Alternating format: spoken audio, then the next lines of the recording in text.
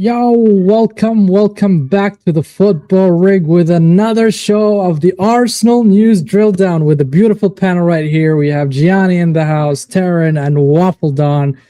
You know what? Forget about everything you guys think. Tomorrow's the final, man. Tomorrow's a season decider for Arsenal. And one win, and Arsenal can take control. One mistake, and we could collapse tomorrow. Arteta versus Pep. This is what we're going to discuss with the boys here. Belief versus dominance. It's hunger versus experience. There's a lot that's going on in that game that we will drill down. But that's not all, because behind the scenes, Arsenal are already planning the next phase of their project. A lot of major stuff happening in terms of signing, in terms of possible Emirates expansion. We will talk about. The club is moving differently, and I can see it. I can feel it. Even the Kroenkes are backing this project. So the real question, are we about to witness the moment Arsenal return to the top? That's the question I'm going to ask the panel. Also, the chat, please join us in what's your thoughts. Welcome to Football Rig. Let's drill it down. First of all, guys, how are you guys doing? How are you guys feeling? Everything all good. Can't wait for tomorrow. Can't wait for this ass kicking we're going to give City tomorrow. Oh, the man is showing confidence. You know what? If I asked Gianni this 2 months ago, he's probably not going to say that. Nope. Yeah, there you go. Nope. All right. What about you, WaffleDon? Are you doing good, buddy? Taryn? Yeah, man. I'm good, man. Just still got a bit of a viral, but yeah, man. We're good. Is that the pre-final viral? Is that what it is?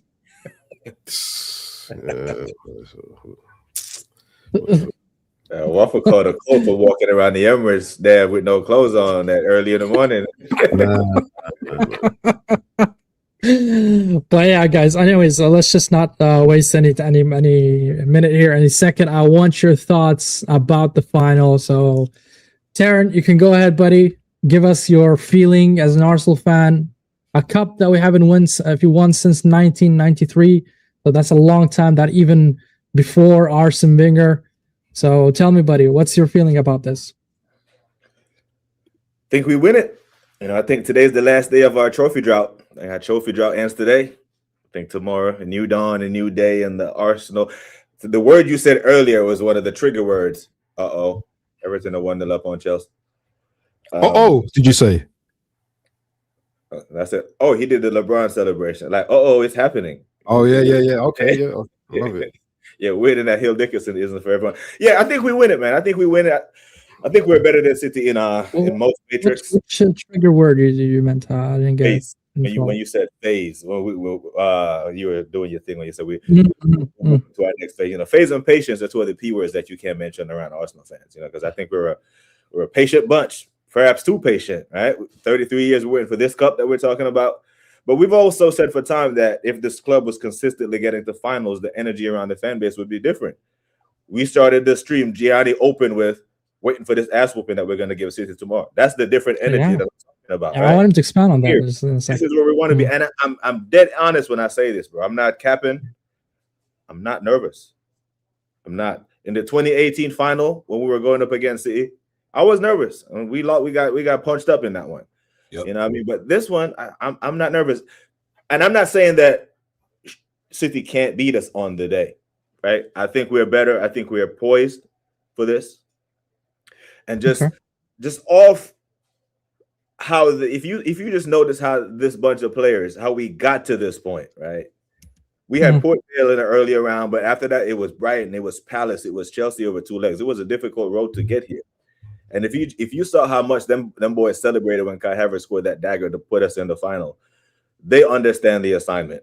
And anything other than a trophy tomorrow would be a huge disappointment. But I think we have enough, more than enough, that we don't even have to be on our very best. I think we have enough to contain City and keep them at bay for 90 minutes. I don't think they can keep us at bay at 90 minutes. So I think we win the game. Well, there you go, guys. You heard it from Taryn. I mean, Taryn is one of those guys that are conservative in his approaches and takes about Arsenal, but here he is, man. He's confident. Yeah, fun fact, guys, just before I let the other gentleman go, Gianni and WaffleDon. Here's a fun fact, by the way. 66 years. This is the first time that the finalists of the Carabao Cup have the first and the second in the league. So that says something about how serious these two teams have taken, this competition. But on another note, I want WaffleDon now to come in and say. So WaffleDon, I want you to break down. WaffleDon, I want you to break down what you personally feel about the final. Do you think we're gonna win it? Do you think it's gonna be an easy game? Do you think Arteta is gonna, I don't know, do something crazy? Do you think Pep? I mean, I'm sensing Pep. This is his last season, and maybe they want to give him this farewell gift, maybe. Or what's your feeling, bro? First of all, this is a weird game to predict. First versus second. Take out the league form. This is a one-off game. It's a final. 50-50 evens. Anyone can win this game. However, I go into every game this season thinking I could win every game. So that doesn't change just because it's a final. It's Man City. I don't respect Man City like certain men do. Yes, I respect them for their achievements, their past achievements, the good players that they have and stuff. And yes, they can do damage on their day, and they can beat anyone. But also, Arsenal can beat anyone on their day as well. So it all depends on which team turns up, which team wants it more tomorrow. I think Arsenal are in the ascendancy right now, where I think, you know what, all these years of not winning any trophies, I think this is the opportunity for us to take it with both hands. And I just think that we'll have too much for them tomorrow. And even if it's a stinky 1-0, whatever, 2-1 or whatever, I just believe that we will beat them tomorrow. I've already been around Wembley. I've already, you know what I mean, felt the energy. And I just feel that, yeah, I think this is our time now, people. You know, embrace it. You have to embrace these times. Okay, well, you guys are really fun with confidence. I can't lie. I mean, I like the confidence from you, the trust. So that means that the manager is doing something right, in my opinion. And I would like to hear from Gianni, since he said, I can't wait for this ass whooping. So 2 months ago, he was a little bit, I would say, not convinced is the right term to say with Arsenal form. Is that fair to say, Gianni? I mean, what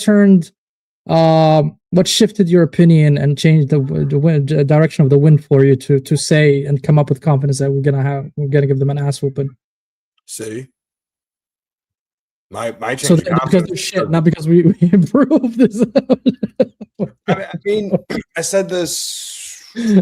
Oh my God. I said this. The first leg of the Bayer Leverkusen matchup, I thought was a little bit of an eye opener to show where we are so far as the season as a whole. The Leverkusen game was the first game that we had trouble with a team that didn't need to flood the midfield. As I said before, if you look at the 3 losses we have, you look at, in particular, United and Villa. Liverpool was more of just the free kick from Szoboszlai, but the United and Villa games, Villa and United absolutely flooded the midfield and caused problems for us. So I don't think – I personally think after what just happened, I think Pep Guardiola is running into a wall. And I think the situation with what just happened with them and Real Madrid is an eye-opener that this City team is running on fumes and getting ready to cut out. I fully expect us to destroy these guys tomorrow. I don't think it's going to be a close game. I predicted last night on me and Terren's show, I said 4-1 Arsenal. 4-1? Yep. 4-1. Wow. 4-1. I would have never, said that.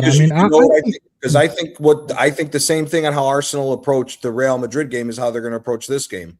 I actually think Arsenal is going to be the one sitting back and playing more defensive than City is. I think City. Why would you think they will receive 4 goals, Gianni? I mean, that's a mad take. Because their defense is absolute garbage. Their midfield is being ran through like nothing. I mean, Bernardo Silva and Rodri just got taught the ball was round and not square by an 18-year-old. I mean, let's be honest. Valverde's out of position playing right wing. They got an 18-year-old in the middle with Tchouaméni who's turned his form around since the new year, but hasn't been good for majority of the season. I just think if Pep tries to do something cute again, which I fully expect him to do because he's just in that mode right now of overthinking, I think Arsenal destroy him tomorrow, if I'm being quite honest with you. Okay, fair response. Well, I want to first ask the full panel, and also the chat could contribute as well. Before that, hit the like button and hit the subscribe as well, and make sure you guys subscribe to all the panelists. Their channels are already in the description. But talking about the news before the game is the injuries as well. So, according to the news outlets, that we might have Odegaard and Jurrien Timber available. I'm not saying they're going to play. I'm just saying they are available. They could be fully fit. They could be partially fit. We don't know, but we're going to assume, and we're going to be positive here and optimistic and say they might be fully fit. So what's the starting 11 for you guys tomorrow against Manchester City? What would be your starting 11? Anybody can go. Timber is starting, bro. Like, Timber is starting. Even if he's not fully fit? He's starting, bro. Timber is starting. He is starting. Okay, Timber on the right. Yeah, he came off with this game in mind, when he came off the last game. He is starting. It's going to be him, Galiba, and then Capier. The goal. Galiba. I like that. Them two. I get tired of calling them two, but yeah, Galiba, them. Yeah. That's It's good. going to be Eze, Odegaard. I mean, not Odegaard. Eze, Declan, and Zubi. On the right is going to be Saka leading us out. Gyökeres, and the left hand side might be up for debate. I think he'll go with Martinelli for his defensive work. But yeah, I think agree. it's like a Trossard, I wouldn't mind it, but I've been told that City might sit back and give us a chance to play in that case. Then Trossard would fit the bill, but I think he will go with Martinelli because if Pep see Trossard starting, then he might take the game to us, knowing that Trossard doesn't really have the defensive work rate for Martinelli. But regardless of the lineup, and Gyökeres up front, right? Yeah. It has to be. Okay. What about the goalkeeper? I mean, I hear a lot of things going on. Like, for instance, Pep, when they asked him, and he mentioned that he will start Trafford over Donnarumma, which is weird for me because it's a final. Do you think Arteta is gonna respect, let's say, Kepa's performances in the cups and would give him the final, or do you think he will go with David Raya? Because when he was asked, that he said, "Well, based on tomorrow's training, we'll see." Basically, right? He gave him that very open-ended answer, so that nobody can determine. You're going for our first trophy under you. You need to put your best team out there. Raya needs to start. Raya needs to start. I know that he must start. I agree with you 100%. But do you think he will? Yes. Yeah. If he doesn't, I'm not mad about it. That's what I agree that Raya should start because of his. He's more comfortable with that back four. He does more work with them. Yeah. Kepa tends to start with a makeshift back line of the second unit, if you will. But I'm not. If Arteta puts Kepa's name on the team sheet, I'm sure David Raya would understand. If he puts Raya's name on the team sheet, Kepa, you have to hold that. You have to hold that and understand that. Yeah, there's a trophy on the line, and you play your best players. Now, if Arteta is looking at it from a matchup standpoint, there are games against City over the past year that Calafiori actually plays well against them. So I don't know if he might be thinking matchup-wise, Calafiori might suit this game in particular better than Hincapié. But his best team or his best 11, most Arsenal fans would say it's Hincapié left back. But there are matchups within the game that he has to work out. And if it's just on merit and if it's our best team, Saka is not our starting right winger, but he will start tomorrow. Yeah. So that's what I'm saying. Lineup aside, it shouldn't matter. WaffleDon, you agree with this lineup that Taryn just mentioned? Yeah, I do. I have a different approach in your mind, maybe. Arteta's Arteta, isn't it? So wherever he goes with, isn't it? But I'm more of the thought that he'd probably start with Kepa.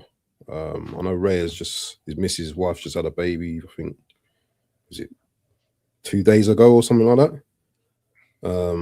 Not that that's an excuse, but yeah, it's been the excuse for Odegaard for over a year.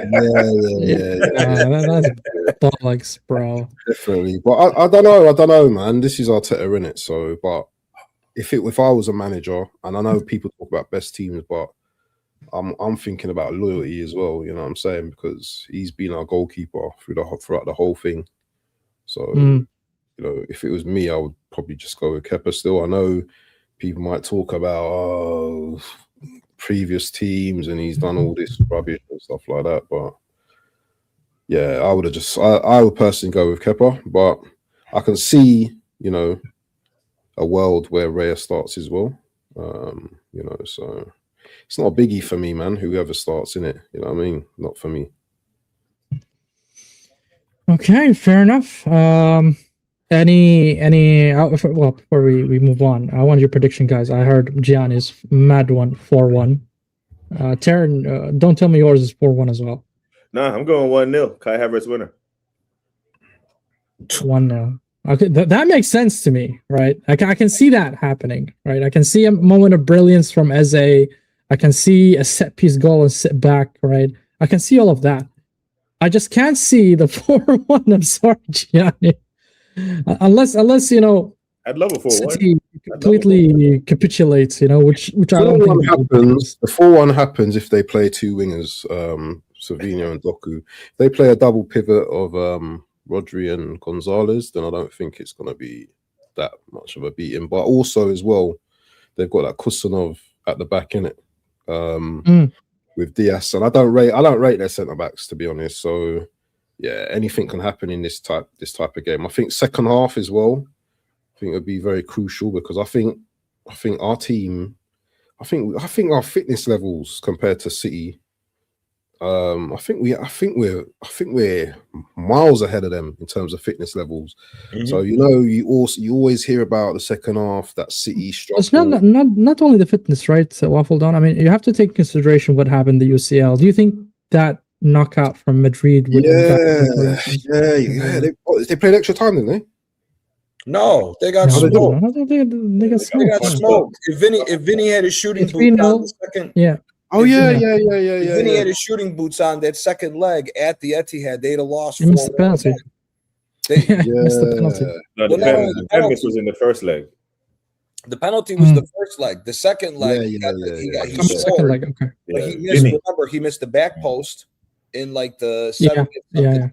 He was through on goal at the beginning of the second half. He missed that one, and then he finally scored in the added time after 90. If you really look at their performance against Real Madrid altogether, City should have lost by 10 goals. Yeah. The amount of that's why I'm saying that defense in midfield is so wide open. Even with Rodri in the midfield, they look wide open. Rodri and Bernardo Silva were the two guys in the midfield. They got ran through. Yeah. Wow. If he tries to do the same thing that he did against Real Madrid, I think we smoke him. If he puts that high line again, first of all, you have to be mad to try to put a high line with Guehi and a rundown Ruben Diaz that high up with Vinicius Jr. given that much space in behind you.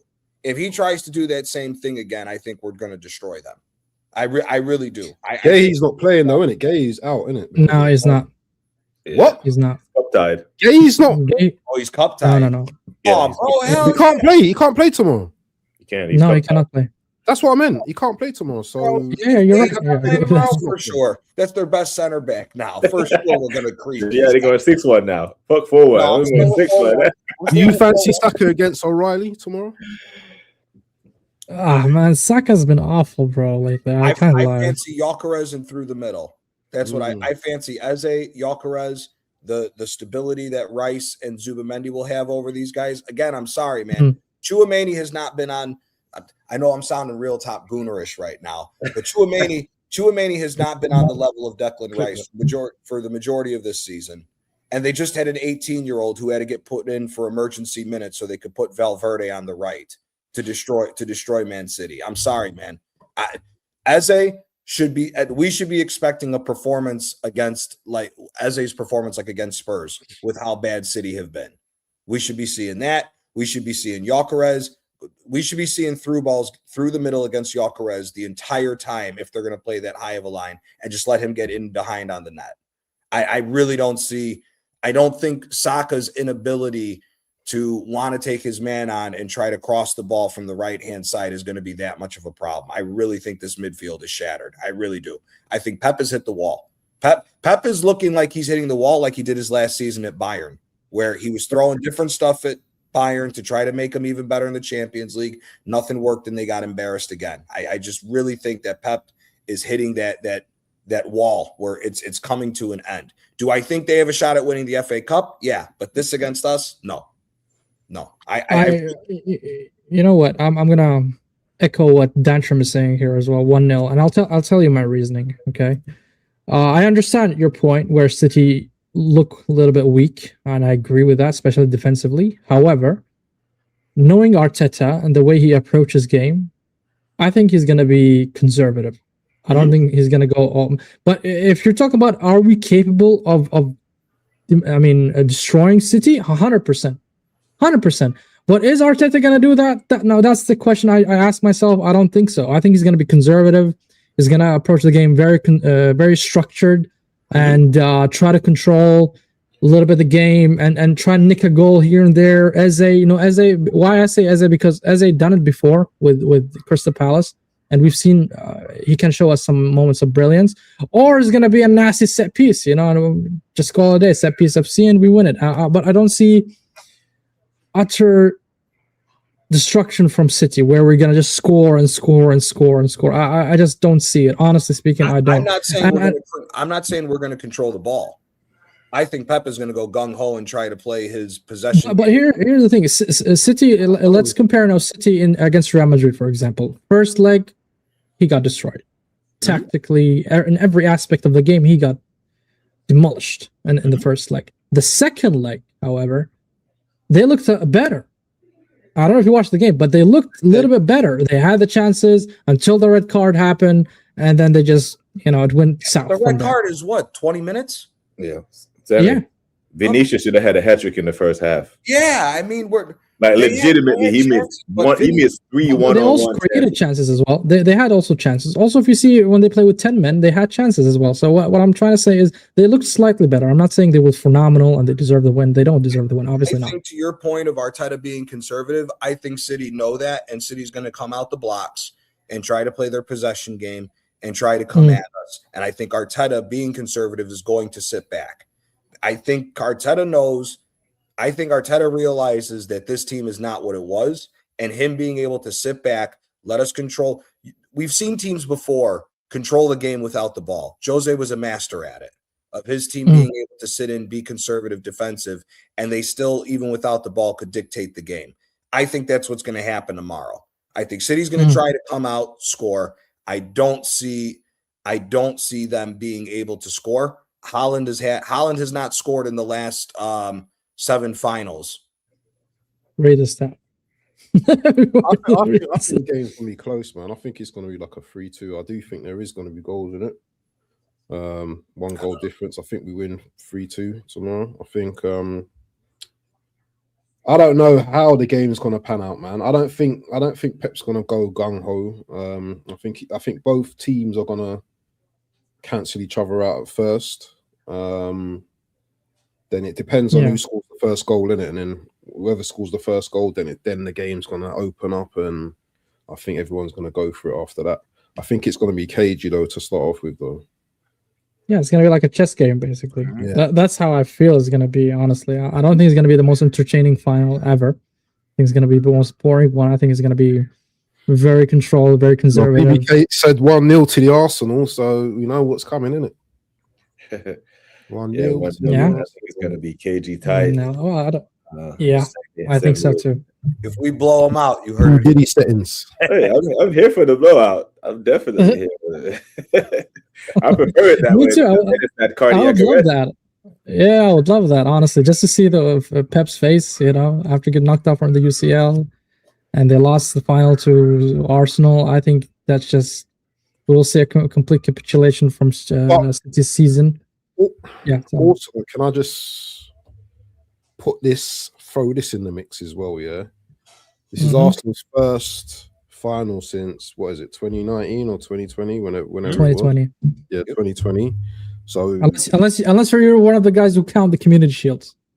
No. Sorry, I'm getting old now, isn't it? So the memories just a bit faded now. But if you have to take into, and context is very important. Arsenal players are going to be nervous tomorrow. I think they're going to be nervous at some point. I think they're going to need to just get the shackles off. You know what I mean? And I hope that doesn't play into City's hands, because we know City's got some winners in their team, but they also haven't got some winners in their team that haven't won anything before. So it's the matchup is interesting tomorrow. You know, we've got players that have won things from different clubs. I get it, but collectively as this group, they've not really won anything together apart from Saka. So yeah, it's going to be so it's going to be interesting tomorrow. It's going to be very interesting, this matchup tomorrow. So if this nut job comes out tomorrow and starts Semenyo at the number 10 and does the same double pivot nonsense that he did against Madrid, and he throws O'Reilly as one of the fullbacks, and he's got Semenyo and Doku as his two wingers, you're really telling me that you're that worried about City? Wait, you said Semenyo on the 10, so... Yeah, he put Semenyo at the 10 the first game against Real Madrid. Yeah, so he's going to play in the left wing and right wing, in your opinion? I don't know, because this is what I mean by Pep. Doku or Turkey on the other side. If he starts with Turkey, though, is the game different, though? Turkey's a baller, man. And Haaland. Turkey and Haaland.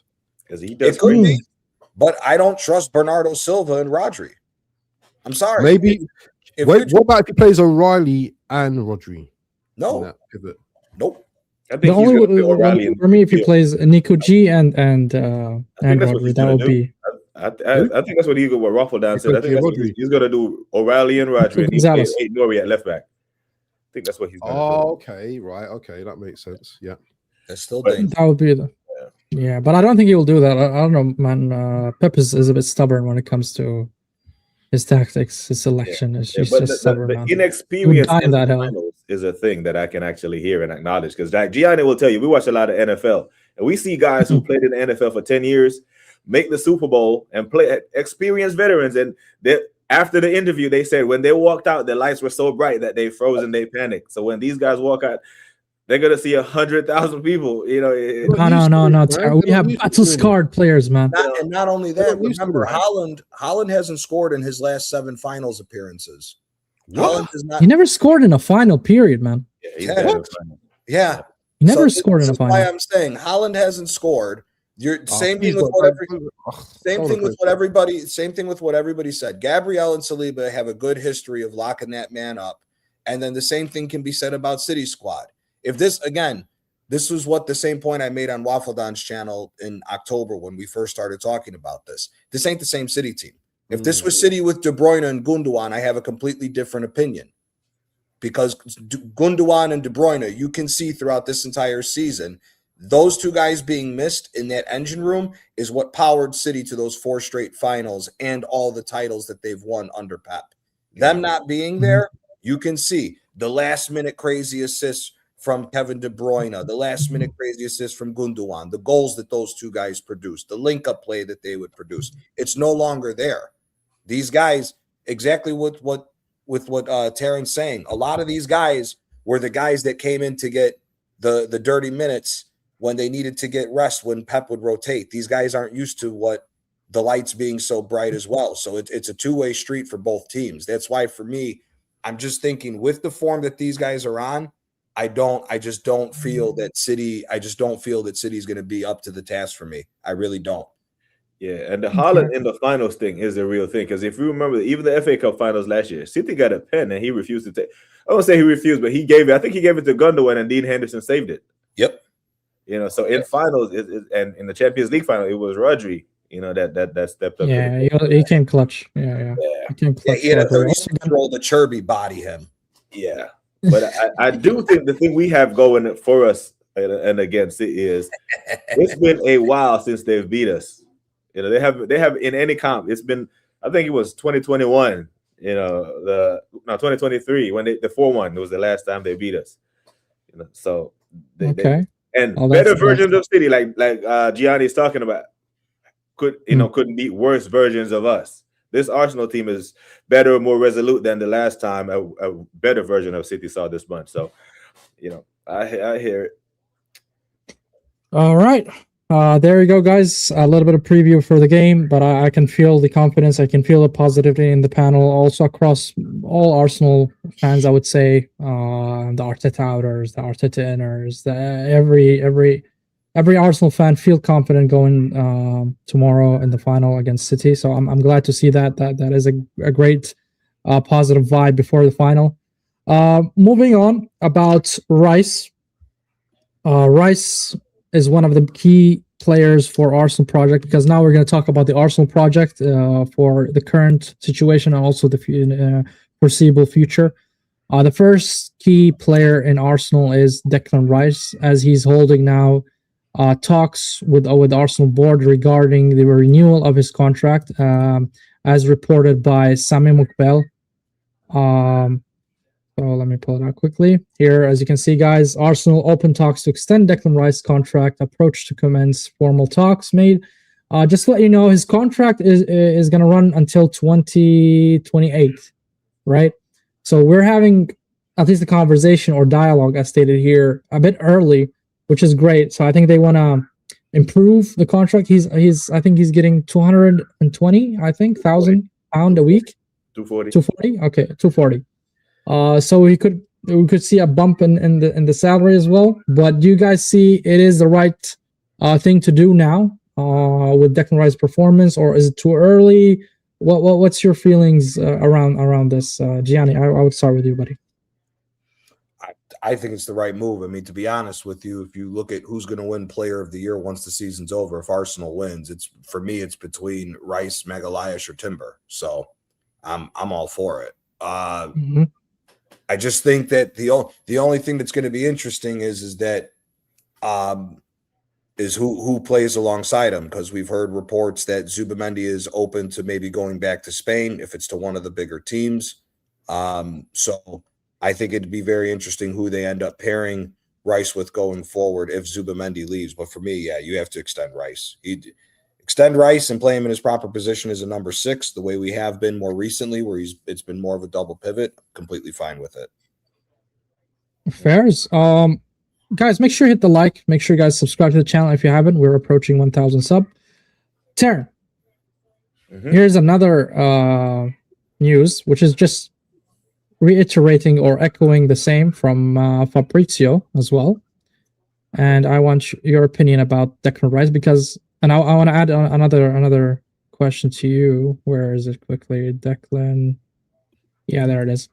So not only that he is an important player for Arsenal, but I think he's the unappointed captain for Arsenal Football Club, if I'm being honest. And he should be the captain for Arsenal Football Club. I don't know if you agree or not, but what's your thought about it? Do you think he should be the captain? Do you think we should bump up his salary a little bit just to, show him that he is valued at the club and he's a pivotal, important factor in the Arsenal project? I don't think he should be the captain. I think he is the captain. I call him the general, by the way. Every time I see Rice, I give him a salute, bro. I think he is the captain, bro. He is the captain because Tony said it. The greatest captain that this football club I've ever seen. Yeah, that's my captain, and that's who should be your captain. And that didn't fall. Trust me, Declan heard that. That got to his ears. 2 years out from your contract, it's a formality. His contract runs out in 2028. It's 2026. You lock him up. I fully get it. But if he's on 240, he's going to be in the 300 club probably, as one of the best DMs or one of the best CMs in the world. The engine on him. There's a reason. Like for time, you haven't heard anyone brought up his price tag. When we signed him, his price tag was because he justified it, right? Exactly, and that's what I'm saying. When we just signed him, if he overhit a pass, 100 million. If someone played better than him, 100 million. That's all been dead for 2 seasons now. He's carried us, and he is the guy that leads by example. And the guys in that dressing room know that they can rally around him. They know that. He given them some of the best moments last year, in the Champions League. Like Declan, a leader when you see one. Like you see the armband on Saka, but do you see leader? I don't. I don't. He is what, and that's not a dig. That's not a dig on like everyone else. Like leaders are, they're not always born. Sometimes some people are born with that trait and characteristic of being a leader. So yeah, it's a sensible move. This is it's kind of like a layup, if you will, because Declan doesn't want to go anywhere. We need him to stay, and it should be a queue of midfielders lining up around the world to play with this guy. Facts. If you look at you have a certain skill set, and you know you have that defense behind you, and you have that guy next to you, this is the type of guy that you want to play with. You know what I mean? So yeah, this is a no-brainer for me. Sign him up. But the only problem is how big of a bumper, because now we have a wage bill. Remember, it was to get rid of the bad contracts, to get it down, then it's going to balloon again. So now we got guys on major honors winning contracts. So the major honors have to come and keep coming when we're going to be paying out, because he goes on 300 or 350. He's an Arsenal player for life now. You can't move him, so the production has to remain. Mm-hmm. You know what I mean? So yeah, but and do you think he will be able to consistently perform in that high level, at least for the next 3-4 years? Let's say? But like Gianni said, depends who we put next to him, because there's only so long he can carry Zubimendi or carry the midfield when Zubi's having an off game. Thought. We will have that conversation in a bit. Hold that thought. WaffleDon, buddy. Yeah. Mm-hmm. Declan Rice. It's been stated, or the news has been circling around his renewal, and Arsenal already took the first steps in terms of talks with him to renew his contract. Just to let you know that his contract is running until 2028, the current one, and he's getting paid 240,000 a week. So they're having this conversation now with him. Do you think it's sensible? Do you think it's the right move from Arsenal? And should we go ahead and give him like 300 plus K a week and secure? You see that question ask? You see that question? Should we give him? Of course we should. Declan can play for most top teams right now. I'm not naming every team, but he's a top midfielder. Yeah, so 300 easy. It's not a case of like, oh, Saka's been here and done this, done that. Declan Rice has enhanced our team twofold. He's actually an MVP, yeah, in terms of if this guy don't play in our team, yeah, man start panicking, I know BBK talks about Rice not being in the team. Do you know what I'm saying? Yeah, squeaky bum time. True. Give this guy 300. You know what? I'll give him 350. Actually, bump it up to 400 if you want. Hey. This is what I'm saying. This guy is important for us. This guy is very important for us. And you know what I mean? It's like, I know it's Eid and all, but just chill out, bro. No. Listen, listen, it ain't my fault. These man, are doing all this madness in, in the Middle East and all that, man. But when it comes to football, give this man, and especially if we win a few trophies this season. I'm just saying caveat. Yeah. That's what I wanted to say. Is actually I would wait until the end of the season at least. Yeah, that solidifies it even more. But he is due to get that 300 anyway, because 240, that's a 60k, £60,000. And I think he definitely deserves it. The amount of energy he puts into this team, even when this guy looks like he's on his deathbed, this guy plays. This guy always puts in 100%. He rarely has bad games. He does, on occasion have the odd stinker, but very, very, very, very rare. It's usually a 6-7 most games. And he's one of our best players in our team right now. And he can play in multiple positions. He can play as a DM, he can play as an 8. He played right back as well this season. I know it wasn't ideal, but he played right back, party settings. But Speaking of energy, you think he should be our captain? I've had that debate before. Maybe him, maybe Gabriel. It's between both of them anyway. Agreed. That's a conversation between Rice and Gabriel, in my opinion. But doesn't bother me either or. I'm not going to cry if Rice gets it. I wouldn't cry if Gabriel gets it either. I don't really give a damn about the English You couldn't speak English. So what? Do you know what I mean? Body language is universal. So, and you know, Gabriel's got a little bit English in him anyway. But yeah, both. Anyway, yeah, Rice for me. Just give him the money, man, because you know there's other teams. He can go to other teams, bro. Yeah, he can easily go to City, and you know, City wanted him. He could have easily went to City. He could, you know, he wouldn't look at a place at a Bayern Munich. He wouldn't look at a place at Liverpool, Man United. You know, he can go to the top Premier League teams in this country and ball out for them. So give him the money, man. And those clubs you mentioned would pay more. Yeah, they would pay him a hell of a lot more than 340. Casemiro, 350. You know, yeah, that's insane. Even more so than just them. We could see him at Barcelona. I wouldn't. It's not a crazy shout if you saw Real Madrid or Barcelona came in to buy him. Yep. Yeah. Top center back, top CM, man. Top CM. I don't think they will. There was one time this season that I predicted an Arsenal loss, and it was the Villa game, and that was because he wasn't playing. Yep. Really? Was it that? Okay. Every single other game we went in, I'm like, and he wasn't. He was out that game. And from what I didn't watch the Villa game because I was driving that day, but we won the game 4-1. But for what I heard in the first half, we were getting moved to until Onana got sent off. Then we ascended in the game. Yep. That's his presence. True. You know, he is a leader, but like a leader, he is the guy in the team that I can look at the other guys and say they would follow him. I don't say that about Odegaard or Saka. No, you would follow Declan because he would lead you somewhere. How much you want to bet they forced to put the captain's armband on Odegaard when it comes to I agree. 100%. 100. Well, he's an unofficial captain. Yeah, he is. He is the unappointed captain, in my opinion. I think it's just insane that until now we haven't seen him really carry that captain armband. It's just, I don't know. It's a matter of time, in my opinion. I think next season we will see it.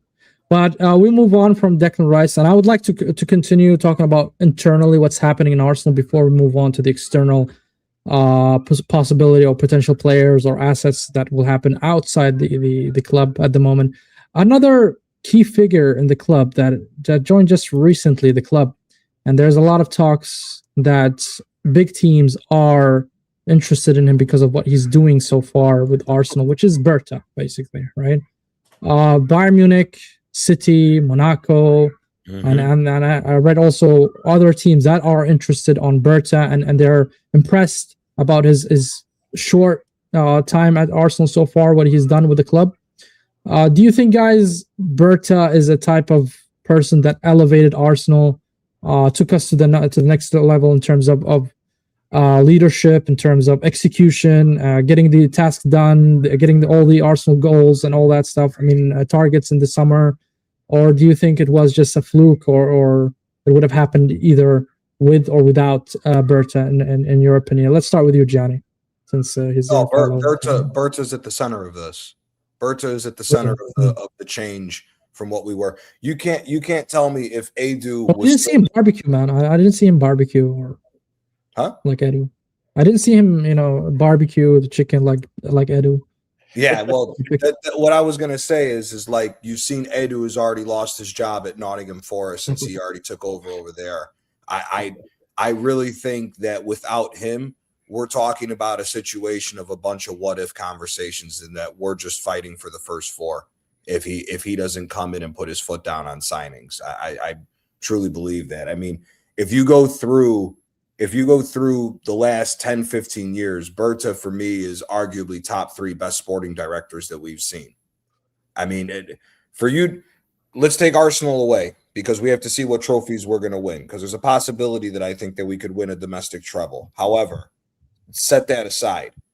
For him to make Atletico Madrid as successful as they are, when historically Atletico is the 5th biggest team in Spain, and the money difference between them, Real Madrid, Barcelona, and then before the two before they crumbled, how much bigger Valencia was over Atletico Madrid back in the day. For him to put Atletico on the path that they are now is absolutely massive, and not any sporting director could walk in and go do that. On top of that, you see what he's done coming into this year and overruled Arteta and said, no, we need to get some players that are some guaranteed guaranteed goal scorers and guaranteed guys to show up at moments on top of what you just want. It's just with mostly talking about the Eze and Gyökeres, because that was the conversation at different parts of the season of, were they even Arteta signings, or were these signings that Berta went out and did on his own and said, you have to play these players. So that, with all that being mixed in, no, he is the focal point of what really has transpired with the changeover of this team possibly being, oh, we missed our chances at the title. Now we have to pivot and maybe wait a couple more years to do it again, to now as if we're talking about not only winning this year, but possibly coming back and winning multiple trophies for the foreseeable future. So he's been a major, major point of that. Okay. Taryn, you agree, or what's your thought on Berta, or do you think it's too early? And if yes, you agree with Gianni, do you think we should give him the reign and the power in terms of decision making in the football club? Yeah, the thing with Berta, like he left his mark at Atleti. Like he left his mark there. The players that Rodri and Party, like all the recruiting and all that stuff, 2 La Liga titles, competing against them too with way less resources. He's left his mark. He needs to leave his mark at Arsenal, right? Now he hasn't been here long enough. I want him to stay here long enough to build such a solid foundation that should he go, the foundation is there, right? Because if you look at the business that he's done so far, Eze, Gyökeres, and Cappier, there's those 3. Let's not even take it further. There's those 3. Without those 3, we're nowhere near the position that we are right now to sit here comfortably and say we can beat City 4-1 tomorrow, or that we are in a position. I think Cappier as well. Yeah, you know what I mean? So just in the short time that he has been here, I'll tell you what, I wish he was here 3 seasons ago. Yeah. Because some of the bad contracts that we have now that we can't get rid of, because I don't think he goes to Man City and triples Zinchenko's wage to come to Arsenal. I don't think he does that dumb shit. I don't think he signs Kai Havertz from Chelsea, making our highest paid player before he kicks the ball for us. I don't think he does that. I don't think he put Jesus on 240. So the bad contracts that he is stuck with now wouldn't even be here had he been here, for time. So yeah, Berta, he's done well so far. And should we get over the line and rack up a couple of these trophies, let's build that foundation. Let's dot every I, cross every T, and then go from there. But if he were to leave right now, it wouldn't be a good look. I would prefer if he stays and Arteta goes, because then I would trust him to pick a good coach. Facts. I think that will be the case, Taryn. I think that will be the case. I think Berta is building something for the future. If you see the contract that he renewed so far with Saliba, Saka, all up to 23, and I don't think if Arteta does not deliver the league anytime soon, I don't think he's going to stay until 2030. You know what I mean? Unless he delivers multiple trophies, then that's a different conversation. WaffleDon. Speaking of City specifically, why I mentioned City is because there is a lot of feeling, even in the fan base of City, that this could be the last season of Pep, and just to let you know, Pep earns almost $400K a week, so that's $27 million a month. A year. So that's a lot of money. That's a lot of chunk of money that they pay Pep Guardiola, and I don't think whoever they sign as a manager will get that amount, from Pep, and the reason why I'm saying this is because, do you think if City approaches Berta with a more lucrative contract than what he has already with Arsenal, do you think we should match it, or do you see it's tough to handle? Like, because City is a giant club when it comes to the money and the contracts. They pay anybody a bunch of money, So what's your thoughts? And of course, what do you think about Berta so far? No, I love Berta, man. Berta has reshaped the strategic, methodical approach around Arsenal. He's brought us a brand new life. If anyone was going to challenge Arteta, it was going to be Berta.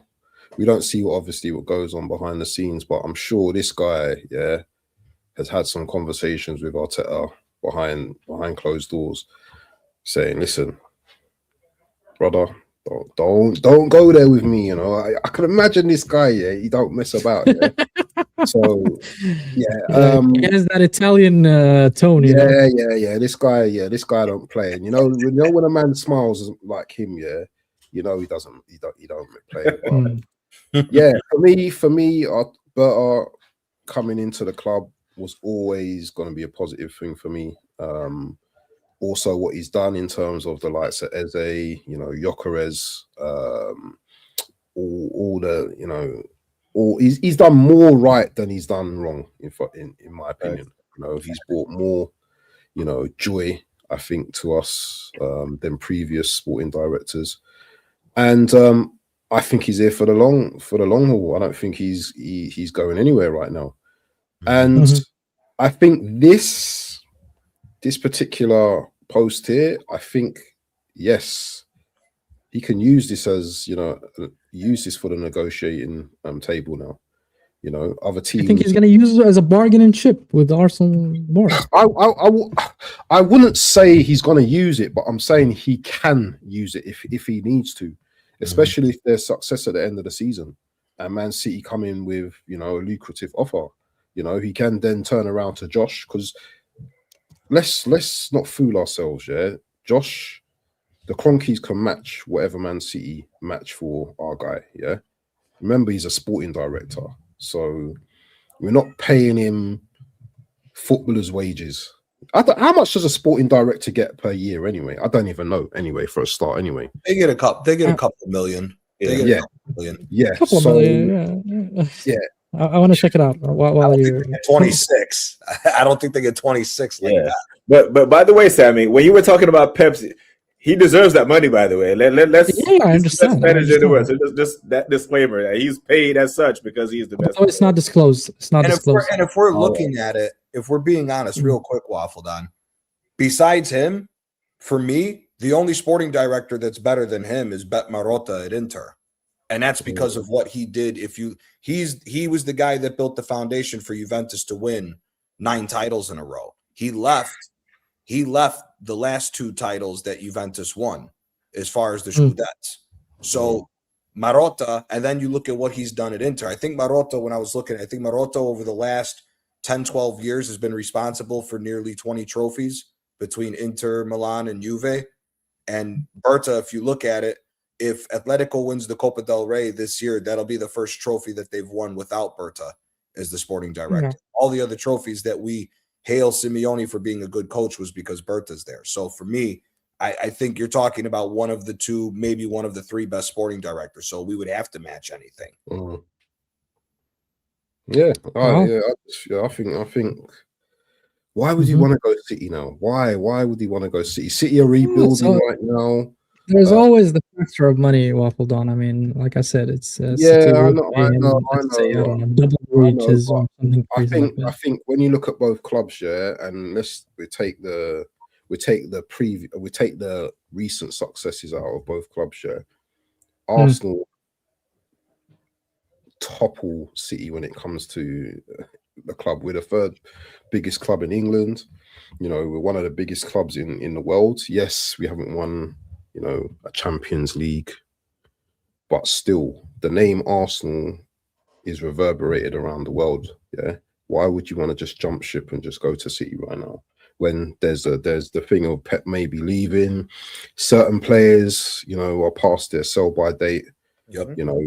You're gonna see in the summer, City gonna need to do a massive madness over there. Rodri, is he gonna stay? Bernardo Silva, is he gonna stay? He's gone. They've got massive problems. They've got massive problems. There's no guarantee that Haaland stays. He's been linked to the two big clubs in Spain. Barca needs a striker, Lewandowski's getting ready to retire, and you hear it from every single player. If Real Madrid or Barcelona come calling, you go. Whether you have a good time there or not, the players all say those are the 2 goals. He's got a big contract at City as well, isn't it? So exactly. City, like you said, and plus, I mean, we've beat it with a dead horse, and obviously we've seen what just happened with Chelsea. City's still in limbo with all them charges. You don't know what really is going to happen. You really don't. Whether here, even if they get a slap on the wrist, because a lot of those charges are nonsense. There's really only like 35 of them that are for real. But let's say City gets handicapped for 2 seasons. Why would he leave Arsenal to go to City? At this point, walking into next season, it's really Liverpool's your bigger threat than what City is if Liverpool gets a decent manager. Because City, like WaffleDon said, you have to replace who's been the best number 6 since Busquets fell off a cliff in Rodri. Rodri's been the best number 6 in the world. You have to replace him. Nico Gonzalez ain't replacing Rodri like that. There's a lot more that's you're gonna have to get more wingers. Semenyo is in a hot streak. Now it's starting to fizzle out. Was he worth the money? You have to rebuild an entire defense because we don't know what Vardiol is going to be after the injury. You know, there's so many uncertainties with City. I just see Bertha staying here because your foundation's already laid for your players. Yeah. I think Bertha would probably go to another country or go back to the homeland of Italy before he goes to another Premier League club. I agree. I don't think they would pay like a lot of money, just like the Premier League or even the Spanish. I mean, if he's using Arsenal to build up his cachet, if he does a real good job at it, we won't care. Because if he leaves us and we are Champions League winners, perennial Premier League winners, and then he moves on, it's fair game. Exactly. You know, it's like signing a striker, right? Remember over the summer, we were They signing. should make a statue for him if he does that. Oh yeah, That's 100%. Thing, right? Remember the Sesko thing? There was a thing in the negotiation that we're talking about. He wanted a release clause, and Arsenal fans were losing their shit over it. I'm like, I don't care, because if we put a release clause in his contract, for someone to trigger that, he would have had to have banged. And if he had banged and leaves us, then we have 2 Premier Leagues and a Champions League. You know, fine, man. I've seen Thierry Henry leave our club, and we were fine. So you know, just build the foundation. And the fruits of the labor are here, the trophies, the memories, the parades, all that shit. He can go in 2028. It's calm. All right. Fairs, man. All right, we're going to move on to the next thing that is related to cash, since Taryn likes to think that he can shop at any mall as he likes. My wife. But before we do, guys, make sure you hit the like, make sure you guys subscribe to the channel and also to the panelists. All their channels are in the description. Look, Taryn, I'm going to show you a couple of figures just to give you a taste of that money that Arsenal has currently. As things stands, right, in the UCL, where is it? So far, we generated, let me check quickly. Yeah, there we go. So Arsenal already generated around 100 and, let's see, 109 so far, and gonna earn. Last year they earned 117 million euros just being in the quarterfinals. So we're assuming to generate the same amount of money if we do qualify to the semifinal. So that is the first thing that I wanted to show, just to let you know how much money they're generating only from the UCL. Now the hot topic here is about Arsenal are probably gonna expand the Emirates Stadium, and there's the talk. And now they are doing the feasibility study about it. And once the green light is given, they're probably going to start somewhere next year, right? So the stadium is going to go up to 70,000, right, in terms of capacity. Currently, we are at 60,700 to be exact. So I'm going to do sorry? It's that small? Mm-hmm. Yeah, it's not that big. It was almost twice the size of Highbury when we moved. So yeah, well, Highbury was even smaller. So I want to do a quick linear interpolation, because at 60,700 we are generating daily around 6.1 million euros. So if we go up to 70, as stated here, so 70 times 6,100,000 equal divided by. Yeah, tell me you work in accounting without telling us you work in accounting. No, I'm using I'm just using the calculator quickly. It's just a simple interpolation. So we're going to generate around around 900K, almost 1 million, let's say, more daily. I mean, every game they play in the Emirates. So how many games do we play? Like, so we have 38 games. So that's half of it, 19. So 19. So you know around 20 million more. I'm a bit annoyed because I would have went up 15 just to piss Old Trafford off. I would have went 74,311. I hear that shout, because that's what Tottenham did. The first requirement when they were building their toilet bowl, it had to be bigger than the Emirates. That was the number one requirement. So yeah, I hear WaffleDon shout. I agree, but there could be some engineering, structural that they couldn't go more. I don't know what the details about it, but it seems that 70,000 is a reasonable number. They're building up, not out. They'll be building. I don't know. I haven't seen what the structure, how it would be, or the demonstration from it. You got to do structural. You got to have all different types of engineers come in there and figure that out to be able to do it. if anything, they may bring a few seats closer to the pitch if they can first before they go higher, because you got all different types of stuff to go on with that. Big up, Big up, Big up, man. Mm-hmm. So yeah, I mean, that's what I'm saying. Arsenal project in general, I think it's going somewhere. It's been more, they're generating more revenue over the years, and I think the Cronkies are doing something great here. And I would give them their flowers. And I think and again, I emphasize they do want to win. It's just the know-how they didn't know, like how to do it. And now they've assigned the right personnel, the Bertas, the Micheli as well. I mean, now we'll see with Arteta maybe. I mean, we're closer than ever with Arteta to win a trophy. And if we do that, then I think we've nailed it as a project. Yeah, it took us a little bit longer than expected. We thought it was going to be 4 or 5 years, but it took a little bit more. But if we do achieve our goals, ultimately, I think it's going to be massive for Arsenal in the future. So I want to hear your thoughts, guys, about this project that Arsenal are doing, the expansion. What's your thoughts about it, and also the revenues that we're generating from the UCL as well?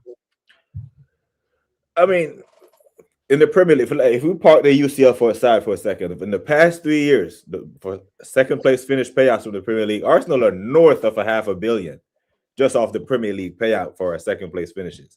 So the club is not broke even without the Champions League revenue. Now, if the extra 10,000 seats, that means we can buy whatever we want. Now, if the extra 10,000 seats will lower the damn ticket prices, I can start coming to games again. You know what I mean? Because I stopped coming to games in 2016 because it was a little bit a little steep. Yeah, it was a little bit steep.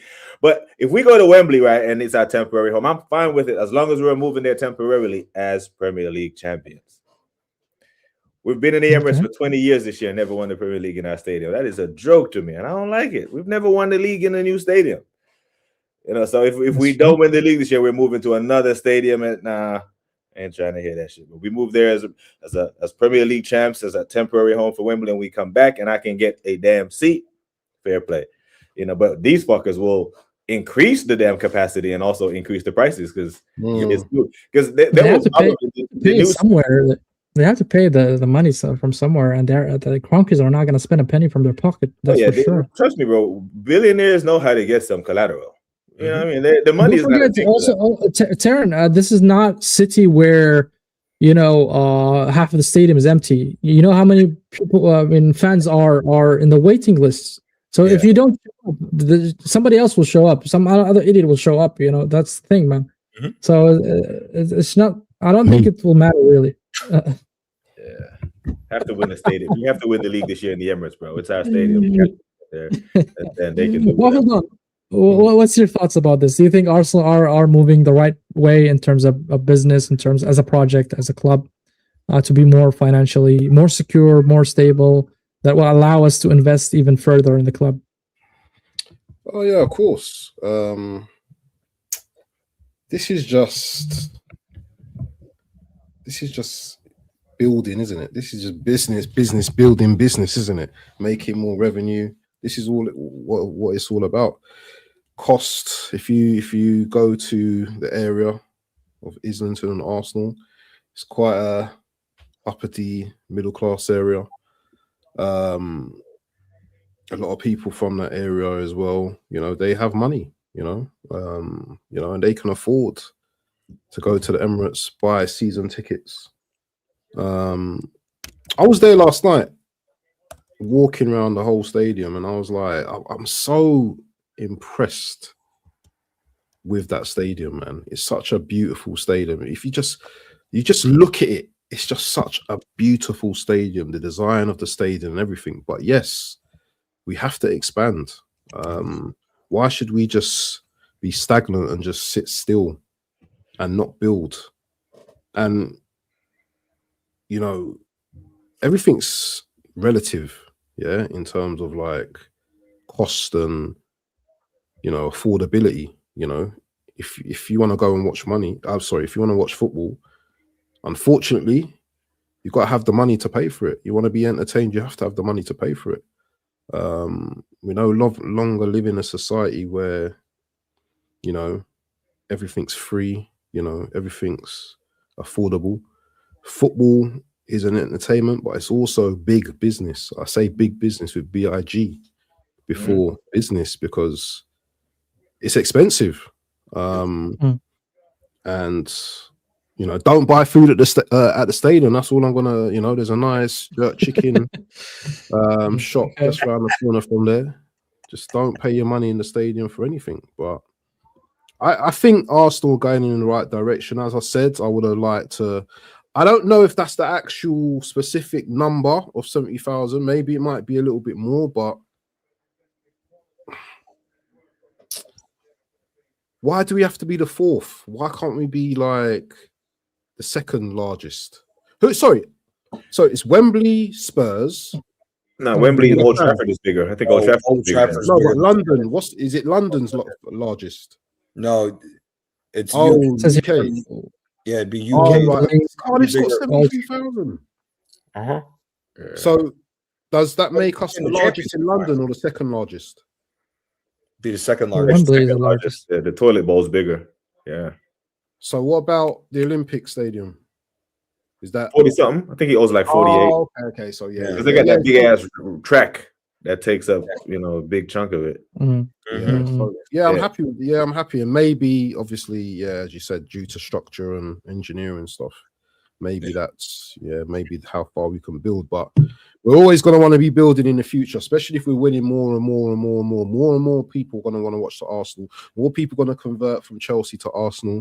They're going to come back. They were Arsenal fans to begin with. Yeah, they're coming back. They're coming back. So yeah, no, I'm impressed with it. I'm happy with it. Gianni, I think barring the revenues that we're generating, but also like WaffleDon, I just want to echo what he's saying, that yes, it's a business. If you want to buy the best, then you have to pay top dollar, which means, right, in other terms, that you have to generate a lot of money for you because of the inflation that happens year in, year out. Yep. I mean, if we want to compete with the likes of Real Madrid, the likes of Bayern in terms of financials, that we can attract those top players, then we have to spend a lot of money. And do you think this is the right way to do it? Even sometimes, the season ticket or the tickets are a bit expensive compared to others. Well, what's your thoughts on that? I mean, first of all, it's par for the course with the Cronkies because this is what they've done with every single one of their teams. Let's not. When they purchased the Avalanche, I think it used to be known as the Pepsi Center, but now it's called the Ball Center. They made the stadium for the hockey team bigger, and they started winning. When they bought the Rams, they took them out of St. Louis. They built a state-of-the-art stadium in LA, and they won a Super Bowl already, and they were already in another one. So, this is par for the course. This is what the Cronkies have been doing. They've done it with the Seattle Sounders as well. They've done it with the Denver Nuggets as well. So it's just par for the course with what they're doing as far as trying to put the teams forward so that they can operate on their own without, like to what you said, they don't want to put any of their money in. They're doing this with the money that they've been able to stack through Premier League finish payments, the money through the Champions League and everything else. So yeah, it's par for the course. It's what you have to do. You're seeing this around the rest of Europe. You're seeing this. You're seeing this talk in Italy. The Milan teams have both now purchased the San Siro in a hope that they get to build a state-of-the-art stadium. So this is the way forward for teams if you're going to compete at the top level. So we have to do it. It's just unfortunate that it's taken them this long to do it. I completely forgot that the Emirates was that small, because that's smaller than all the NFL stadiums in America. So yeah, there are college stadiums that's bigger than the Emirates, bro. College football, college stadiums. Yeah, there's a majority of college stadiums at that as far as the big teams. So yeah, it's as long as it's for the continual future of this club, not only making more money, but it's also the standards. The other thing is with that is, to what your point was, Sammy, is if we're investing this money, if we're investing this time to make the stadium bigger, state of the art, make more money, then the trophies have to follow. Right. This can't be a situation where we build a state of the art stadium and we're not, this is where now this becomes the standard of every season there needs to be a trophy win. And if there's no trophies in a season, you have to be cutthroat like a Bayern Munich, where, sorry, We appreciate what you've done. You know, you may have won us a couple cups here over the last 2 years, but if you have a season where nothing, you have to go and you have to be ruthless, because now this is what all this is built for, is to take Arsenal to the next level. Okay. Well, it is what it is. I hope we do genuinely do this. I think it's a great investment. I think it is something for the future. I want to move on now to the external potential investment. Speaking of investment, I don't know where I've read it, but I've read. I swear I read it from a concrete source that Arsenal are targeting 3 positions to strengthen, which is the left wing, central midfield, and the defense. Right, those are the 3 key positions they want to improve or strengthen, I would say. So speaking of which, we're going to talk about the left wingers of first, the ones that we were linked to. We've been linked to a couple of players, but lately I've seen a lot of links. Again, that is reiterating probably is Leao, right? It's not because I like the player, but I knew he's going to be the first one, you know. I knew it. No, but if you go check the social media, that is the I was saying the news right now is Leao, and it says they're 80 million as well. Not in this tweet specifically, but they said that it's going to cost Arsenal around 80 million euros to sign. Bert has been a big fan of the player. They already had some sort of conversations. Nothing really serious, just figuring out the price basically, and what is required from Arsenal to sign him. Again, I know, Gianni, we talked about Leao a lot. You said the player is inconsistent. You think that a player has a kind of a lack of a confidence. He's not stable when it comes to performances. But I wanna hear from the panel as well. Do you think, guys, he would be an upgrade at least from Trossard and Martinelli? Is that fair to say? Yeah, he's certainly an upgrade from what we've had. It's just, I've seen him too much in Serie A where he should be destroying teams and he doesn't show up. It's almost like he waits for certain games to try to show out. And I've said this. 26, 25, 26. In his prime. He's hitting his prime. The thing that worries me with Leao is, like I said, he picks and chooses when he shows up. You know, again, if Leao is serious 100%, Leao could be one of the best players in the world. He has all the capabilities of doing it. It's all down to the mentality with him. You would think, because he was the main man who really carried Milan to win that recent Scudetto, that it would have catapulted him to continue to play that way, but it hasn't. But there's no doubt he's better than what we have. I mean, if he's the only player available, then fine, I'll pay the money and get him. But for me, I don't want.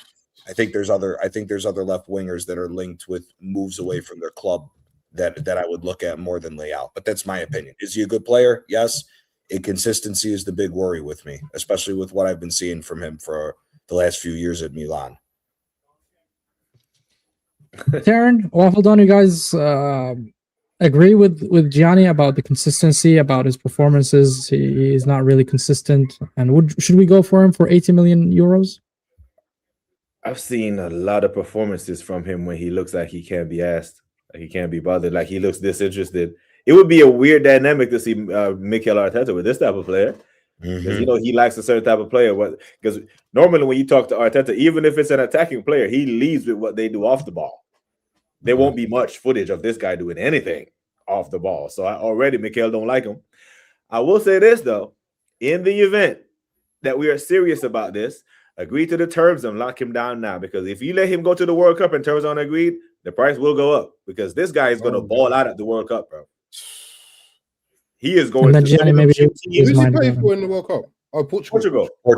Yeah, so they're lined up with some shit team like North Caledonia. He's gonna ball out, bro. It's gonna be James Rodriguez all over again from the World Cup tax and the price. You know what I'm saying? So if we're serious, lock it. And Berta knows this. I'm not telling him nothing. He would know this. He's been in that league and all. You know, he's an Italian and all this. Get it done now if you're serious. He already had conversations with AC Milan, so I think he set already the basis of agreement with Milan if we're gonna go for him.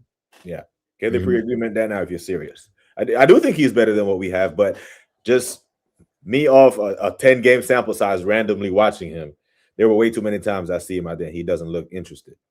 But good player though. He's big. I think he's about 6'2", but he doesn't play like a clunky guy. He's a big winger, so different dynamic than what we have. And going forward, and I've talked about the left side of our pitch needs to be Bobby Perez levels are higher. He has quality and he has tech. It's just him. I don't know if his inconsistencies is just him not being interested. I guess that could be leadership and motivation within the squad to get the best out of him. But he does have tech. He does have quality. But get it done now before the World Cup tax hit. Yeah. WaffleDon, have you watched the player enough to give an assessment about him? No, to be honest, I haven't. But when I'm hearing a player that's not motivated, yeah, you think you're gonna come to my club and do that same BS? I don't think that's happening, bro. And if I'm hearing that as a first impression that he's not motivated, yeah. Now this player can change, and I suppose that step up, to Arsenal might be something that he needs. But I would also be kind of like, is that not a massive risk? I know you take risks with players and that stuff like that, but at least when Noni came to our club, yeah, he wanted to play in it. He wanted to, even though we didn't rate him as much, he wanted to give something. Is Liel gonna be that same type of player, or is he gonna, fall back into, well, I can't be asked certain games. I know he's technically, a very good player. I know he's got all the attributes as a winger. Is he going to give it his all coming to Arsenal? Because I don't want no halfway idiot in my team. Yeah, I want someone to come to my team. Okay, I'll do you better. I'll do you better one, WaffleDon, since you're not really convinced, let's say, with Liao due to commitment. Gordon, it's got to be Gordon. No. I'm not a fan of him either. The player that Ben linked to as well is somebody who might be familiar. I can rock with this. Right. I've been talking about this guy, yeah. Listen, you see this guy, yeah. He's got all the things that we need as a winger. And tell me now about Ndai. Come on. So my mechanic, yeah, is a goalkeeper. And he used to play football with this guy growing up. And he never believed that this guy was going to become really. Pro. He was a very good player. Yep. Wow. Egyptian Okay. Brother, around the same age as him. And he was like, he was very skillfully and that, but he didn't think he would ever reach the heights. Now, what I like about Ndai, yeah, and what I like about him more than most, so like a Cavara, they like to express themselves on the ball. They like to try things, and it doesn't always. You rate him over Kvaratskhelia, or did I hear you wrong? I didn't say that. I compared what they like to do. I didn't rate them. What they like to do. They like to take risks on the ball. They're that type of wingers. I'm not saying they live in the same universe. Well, they do technically in the world, but in terms of different ballers, levels. Okay. I love players on the wings that like to take risks, and he's the type of player I really do like. Maybe he's at Everton and it doesn't look exciting, and it's what would a big move for this guy moving up to Arsenal be like? But don't we look at these type of players and see that they've been through the grind under a decent manager in David Moyes for a start? Everton ain't the worst team in the world for me in the world. He's been through the mill of David Moyes ball. You've got to defend in his system as well. You've got to track back. You've got to do whatever. But going forward, I think he's excellent. The only thing I have with this Ndai is that, can he score goals? Can he score many goals? What a screamer today! Did he score today? Yeah, he scored the third goal for Everton. A bender. He just get down 3-0. He's making a case. I've been talking about this guy for a little while now, and if we can get him 50 mil, 60 mil, I'll be on it, man. I'll be on it. I agree. Okay. Well, Gianni, since you were rocking with the guy, I mean, tell me your thoughts. Would you sign him? I'd Mhm. echo everything that Waffle just said. The biggest thing is, like I said, the biggest thing was in comparison with Leao. Leao's been moved to the striker position in Allegri's 3-5-2 because he knows Leao's not going to come back and defend. And if Leao's not going to come back and put in defensive work, you know him and Arteta are not going to get on with one another. On top of everything else that we said about him, which is why I'm leery of looking at Leao. This guy is going to do the defensive work. This guy is going to do not what the zigzag man Martinelli does. He'll zigzag at the goal instead of running away from the goal. And let's be honest, man. Arsenal has the best defense in England, and he was cutting us up in that Everton game. The guy can ball. If you have a guy who can open up the play that way, the way he's dribbling past guys, creating spaces for other guys to run into, just imagine what a guy like this could do for Eze or Gyökeres for goal scoring capabilities. Hell, even with Saka. I mean, the other thing is he's good with both feet. He can play on either side. He's not a limited winger where it's, oh, I have to play on the left-hand side, but I'm only good with my right foot, so I'm going to lose 2 seconds on the ball to switch it back to my other foot and immediately slow up play. This guy can dribble and continue the play going forward instead of slowing the game down like we've seen from all of our wingers, really, if we're being honest. So for me, I'm very okay with this. If you were to tell me you get a pick of either Ndai or Leao, I'm taking Ndai for me. I just don't think Leao with Arteta fits. But here's my concern, right? I just look at the stats right now while you're talking, Gianni. 24-25. This is where he started the Premier League when he came to the Premier League. So he played 37 games in total, and he scored 11. He scored 11 goals basically, and he played majority of his games in the left wing, 32 games on the left wing. But when I looked at this season, 25-26, right? He played 32, 31. So majority is on the left wing as well. So far he scored 11 goals out of 37 games. So his goal tally is okay for a winger. I'm not gonna lie. I think could have done better. But for a player like him coming from Everton, and I see that in the transfer market as well, you can see the price tag is around 50 million euros. Let's add the Premier League tax. So let's say it's 60-ish million euros that we're going to sign him from Everton. You think that is the player we need actually that will, be a better than Trossard, better than Martinelli? What's because of the creative money? Because of the creative side is the reason why I'm saying that. It's not just okay. One of the things I think we get lost. Sorry, Gianni. I just want to correct that. In 25-26, because I was wondering, he played 17 games as a right winger, 5 games only as a left winger, and he scored 5, assisted 3, so a total of 8 GA in 26 games. So the majority of his games this season he played in the right wing. Yeah, but are they all starts though, or has he made It doesn't say really. Let's also remember he missed a month because he was in AFCON. Let's also remember that he missed a month of play. He missed 4 games where you don't know what could happen. For me, one of the things that I think is lost in this day and age with football is a stat that a lot of people don't talk about is the pass before the assist. This is a guy who.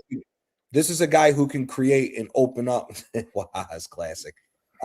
This is a guy who can create and open up the play for the other teams to allow guys like Eze and Gyökeres in the middle to get the space and maybe get what we need Gyökeres to do.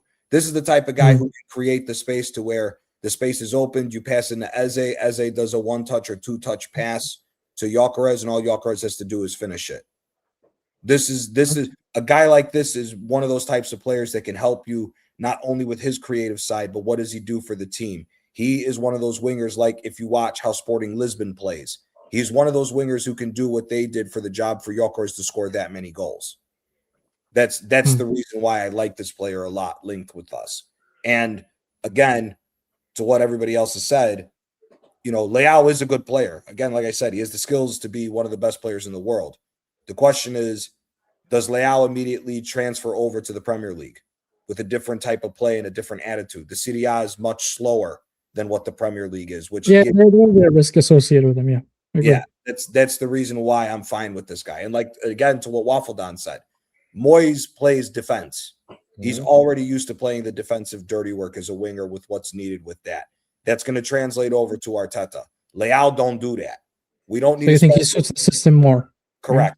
Right? We don't need to spend 80 million where it takes money away from another big transfer if we can use it. And then all of a sudden, 3 months into the season, there's already bust-ups in the locker room because Leao doesn't want to track back. That's why I look at Ndai for that, because there was a problem with Leao with Pioli. Pioli let him play further up the pitch and let him play as a secondary striker off the left wing. He didn't have to come back and defend. But that was also the criticism of Leao post the season they won the Scudetto, was that side was always exposed for overload because he wouldn't help out defensively. I don't want another situation of we spend big money and an Aubameyang situation happens where it could then be Leao as the next player. I don't want that. I'd rather, if we're going to give Arteta a contract extension where he's here for the foreseeable future, we're going to have to get players that fit his system. Ndai coming from Everton, I think would come in with no problem, by my opinion. Okay. Taryn, before I hear your thoughts about Ndai, I'll give you a scenario and let me know which one you would go with. Ndai, 60 million euros. Leao, 80 million euros. Or Kvaratskhelia, 110 million euros. Which one you'll go with? That's easy. Easy. That's easy. Are we sure that Njai will go for 60? Because his contract don't Can run you out till put that millionaire music like dun, dun, dun, Yeah. He's on the contract for 3 more years. So, I don't. And Everton, they look like they'll fuck around and qualify for Europe. So they are under no pressure to sell. Yep. Yeah, but if it's 60, it's a no-brainer. And let me just give a big shout out to Strasbourg Steve, because he's been raving about this guy since he was at Sheffield. Yeah, I didn't even know who Njai was. That starts, so he's been going on, and this guy's the forefront of big transfer talk. But yeah, I would definitely go, because him moving from Everton to Arsenal is the thing. I'm not sure Kvaratskhelia his head can be turned right now, because PSG are favorites to make a push into. If we win the league, though, and if we were to do a madness though this season, though, BBK, you think heads can get turned? Especially, I think if we go into the transfer window as Premier League champions, we have more ass to throw around at 100%. Especially when Bertha making those phone calls. Hey, I'm calling you as a Premier League champion. What you talking? Yeah, I'm risking 110 million euros on Vara. Vara with this team would be absolutely ridiculous. But then I think Vara would force us to change the way we play football.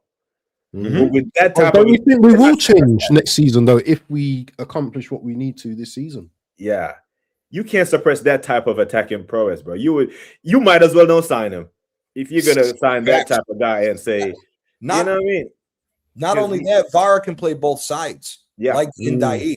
So imagine a world like what you're saying. We walk into the transfer window as Premier League champions and we throw some serious money around. Then that's where we've talked about before on the show, that uncomfortable conversation to Saka may come around, because if you go out and get wingers that can play on both sides, now Saka's got to put belt to ass to get back up to top form, because if not, now you got to move on. If that's the case, Gianni, then let it be.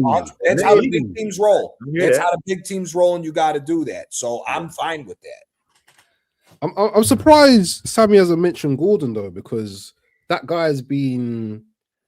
There hasn't been any news about him in the last week, at least. No. Hasn't he been linked to Liverpool though in the past? Because he is an Everton boy. I'm picking up the recent news from the last week until now, and the links were Ndai and also Rafael Leao. I'm not favoring any player. I'm just picking up the news and I'm discussing it here. And I want your opinion. I think ideal player though, Sammy, because I know you brought out your boy Leao at the start. So is that the guy? No, it would be Kvara, honestly. I mean, for what he did. What about this guy? What about this guy? Rashid? No. Nah, I wouldn't. Trashy. But for me, Kvaratskhelia, just because what he did with Napoli and then with PSG, I mean, and also his versatility, is just a top player, man. And he's at his peak as well in terms of age profile. It fits. to to integrate him with his team. I think he could win league titles in 3 different countries. Bang bang bosh. And he can do it, right? He can do it. I mean, he does have it in him to do it. I don't see the reason why. He's so technical. He's so mature in the ball, and he's so deadly when it comes to shots, clinical. So why not? I mean, we are lacking when it comes to the attack, and I think he would be the key, or just that guy who would give you the moments out of nothing, just like Sanchez used to do for us. I see him from of that caliber or that isk. I mean, I miss the Sanchez isk, man.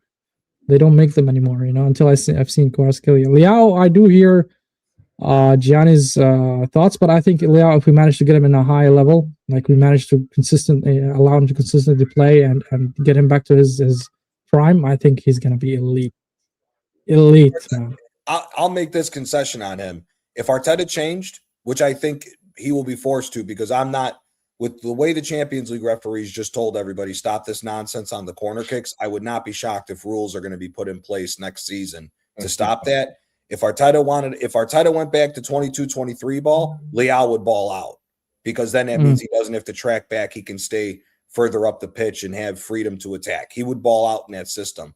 But if we're going to continue to play defense as a team, defend as a team, and all this, that's where I think Leao fails to work at Arsenal. But more offensive, he could ball out with us. He definitely could ball out with us. I agree. So that's regarding the left wing options that currently Arsenal are linked to in the last week. The central midfield. Now moving on to the central midfield, since Tonali, is having some issues, but I see also Tonali is still an option for some reason. So I don't know if that gambling scheme, whatever, is just a flash in the news. Is it true? Is it not? I have no clue. But another player that are on the scene, his other companion in Newcastle, which is Bruno Guimaraes, which I want to hear from the panel here, guys. Tarrant, would you go for Bruno Guimaraes, even though he's almost 30 years old? Would you want to sign him? For this year, because I already know the answer. Yeah, Bruno G. I think Bruno G is decent. You know what I mean? People rave about Tonali being, the top guy at Newcastle. I actually do rate Bruno G. I think a Bruno G would. Would you go for Tonali or Bruno G? Tonali. Yeah, I'd probably go for Tonali, but why? I think he would. I think he's better up the pitch, and that would force Declan to play his natural position. Versus Bruno G, I think he's more the same than a Declan. I think Declan's a better version of Bruno G. I think Tonali would balance out our midfield better. But I don't know how much that gambling thing that cloud is gonna follow him, because I hear there's rumors of another case that might pop up. But yeah, I do think he's a very good player. But you sit Declan Rice in front of our back line and let him play further up the pitch alongside Eze. I think we're a lot more balanced. But I do rate Bruno G still. How much is what's the price that they're talking about for him? Bruno G is going to cost almost. They're all going to cost almost the same, like 100 million euros, round about there. I heard that also Bruno G's release clause is no longer there. So there are chances that we can negotiate the price down for Bruno G for, I don't know how much, but let's say it could be 70, 60 compared to Tonali, which is a solid 100. I see him going City, to be honest. One of those clubs, one of those Manchester teams. I can see him going there. Yeah, City throw 300K on the table. He's definitely going there. Yeah. Well, they're probably going to throw more of you, because if you're Tonali and them men are throwing 300K on the center backs and the goalkeeper, you're like, shit, bro. More money from the gamble. Yeah. He looks like a guy that loves money, Tonali. So yeah, the starting point is 350 if he's going there, and especially if Rodri's leaving, they're going to need a serious midfielder there, because if Bernardo is over the hill, and if Rodri is leaving, they're going to need some serious midfield. Are these the only 8s in the world from Newcastle? I know they're very good 8s, but are these the only 8s available for Arsenal? No, Inter's made what's his name available, because Liverpool's in talks with him. The age is what worries me with Guimaraes. I'd take Barella. But take How old is Barella. Barella? 24? No, 27. 27? Yeah, Barella's a baller, man. You get Barella in his peak with what he's done over Inter. Is he going Liverpool? They're saying that he's linked with Liverpool, but from what the word was in Italy was it's going to be anywhere between 75 to 85 million euros. So I'm listen, he's more proven than him or Tonali, in my opinion. He knows what it takes to get through a season and win titles. He's gotten to 2 Champions League finals in the last 3 years. What happens if he goes to if he goes to Liverpool? Doesn't Tonali go to Inter Milan? No, Inter's downsizing. I don't think they're going to spend that crazy amount of money to. I think what Inter will do is they'll promote Fratesi to the full-time starter instead of in and out. And I think they go and get one of the other players in Italy for a cheaper amount of money because they can't. Inter's whole thing is to put more money into the team so they can hurry up with the stadium build. And stack more money and go and knock down the debt that they have. But for me, if you're the gambling thing worries me with Tonali. I really want to get away from Tonali if the gambling thing is still going to be a problem because, like I said before, Tonali's put in some bad performances. Now you got a question: are those bad performances or is he shaving points? Well, that's the reason why I would walk away from Tonali. Me personally, I'd take Barella in a heartbeat. Yeah, that's would you take any of Chelsea's midfielders? Not really, but talking. You said WaffleDon. Is there any other 8s out there? There's Elliot Anderson. There's the Whartons, but Elliot Anderson, I've just read that he is having. I mean, City has just approached him as well. They're having that conversation with Elliot Anderson. So this is the latest news in the last week. But for Arsenal, it seems that they are focused on one of the 2 from Newcastle, either Tonali, as mentioned here by Godfrey, that Fabrizio even confirmed by Fabrizio that they are still in conversation with Tonali. That's in case of the gambling story doesn't pin out, and also Bruno G. I mean, they are good players. I mean, I don't see. I rate both of them. Both of them. So which one would you pick? Sorry? What do you think about Gibbs White? Nah. Gibbs White. No. I don't rate him. More of a 10, ain't he? Sorry, I don't. Yeah, he's more a 10 than an 8. Okay. Do you know who I do like? We negotiate with Shugnakis at this point, bro. That guy. He'll do leave him where he is, man. Yeah. It'd be like that. Do you know what? I recall he had a "here we go" to Spurs, wasn't it? When he announced "here we go" to Spurs, and then something went wrong. I don't know what happened, and he just filed a complaint. You know what happened? Marinakis happened. Like $3.5 million. he wanted $3.5 million. Are you kidding me? Marinakis. Yeah, bro. That guy. Yeah, so Bruno G, guys, do you think he is? For me, I'm like Gianni. I do have a concern about his age profile. Honestly speaking, I don't trust players like when they approach it. This is injury record. Gamara's got a lot of injuries, man. That too. Yeah, but also the form when it comes to a player when he reaches the 30s, usually you see a decline. Normally, I would say it's a rarity that you see a player that still keep up this high performances after 30.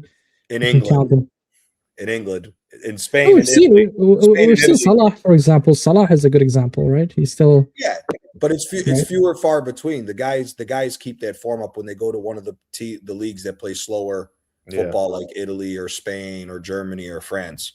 Those guys keep the form up, but it's only because the league is not as intense. We've seen plenty of players, Gianni. We've seen Thiago Silva. We've seen Salah. Only 28, by the way.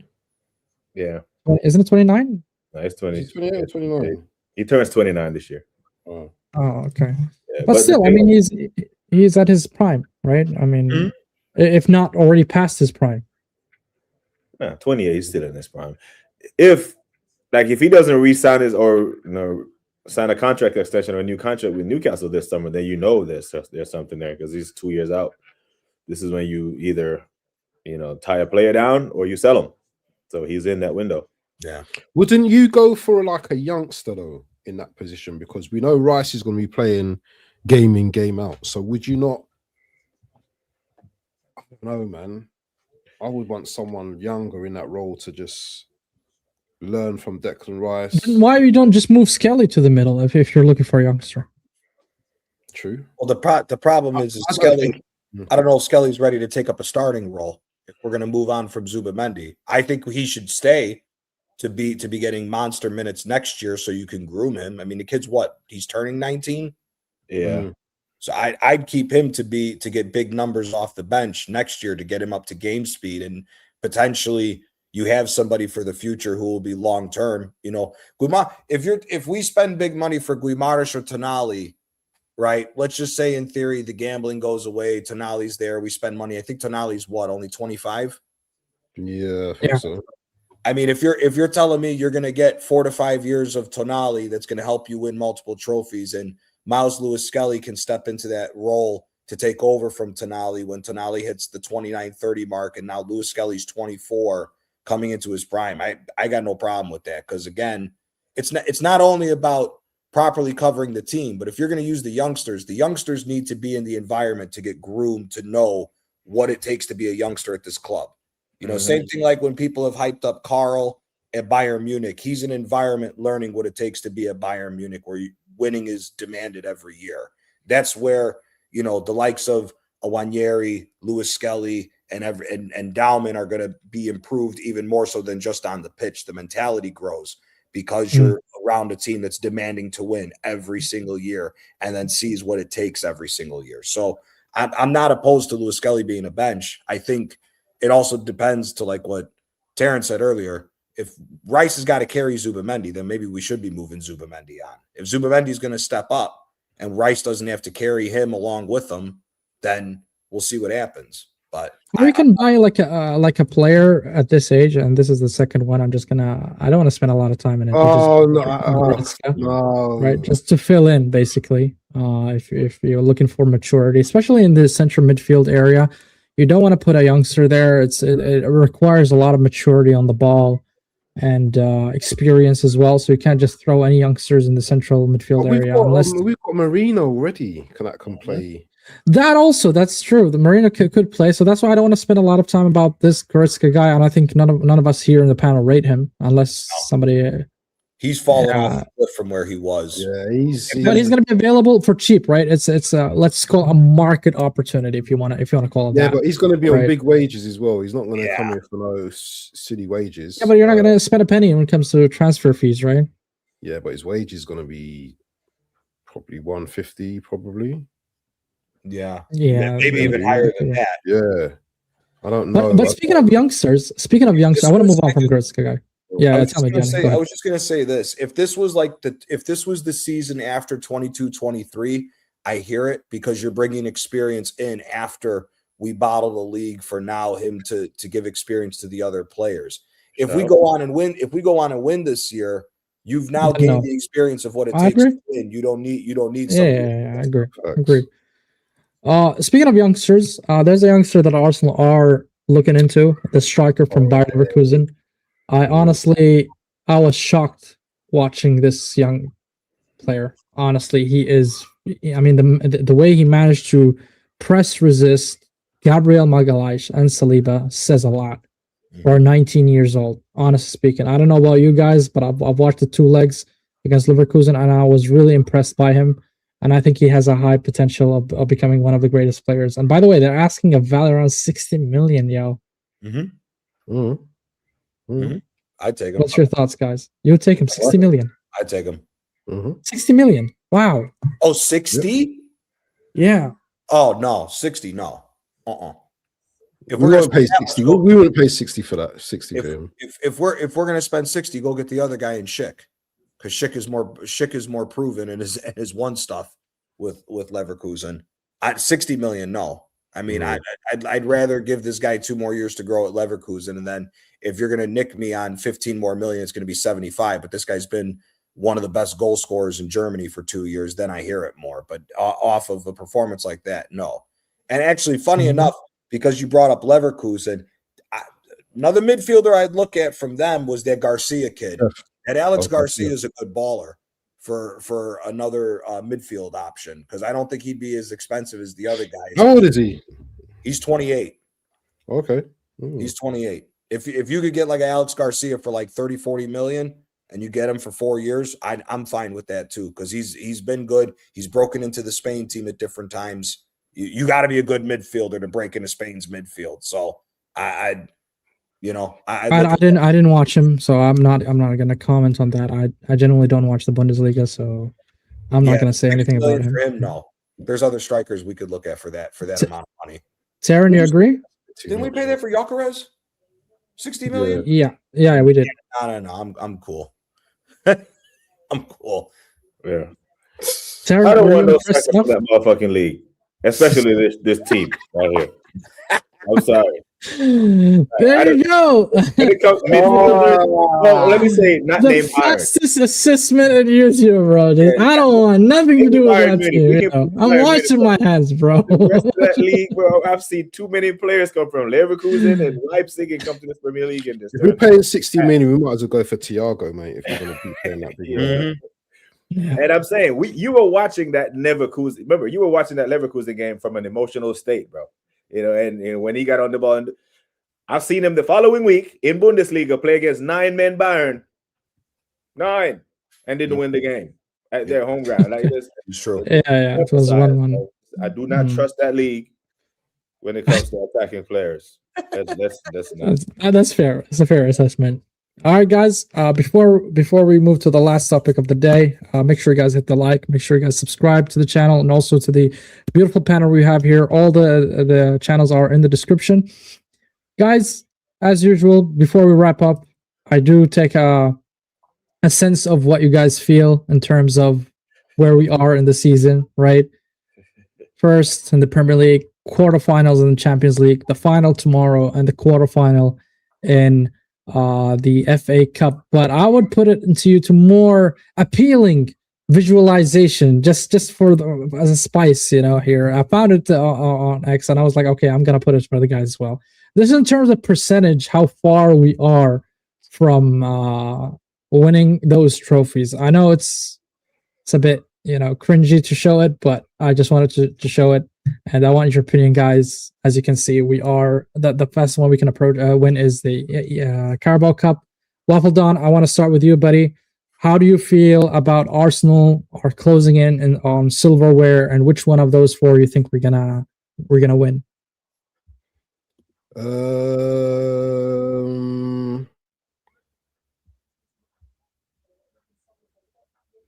Carabao Cup and Premier League. Carabao Cup and Premier League. Yeah. And what? UCL, you think we'll be knocked out from what? Semi-final? We reach the final? What? I don't know, man, with the Champions League, man. Maybe get to a semis. We get knocked out. Who would be reaching the semis? Barcelona? Barca or Atletico Madrid? Whoever's going to win that time.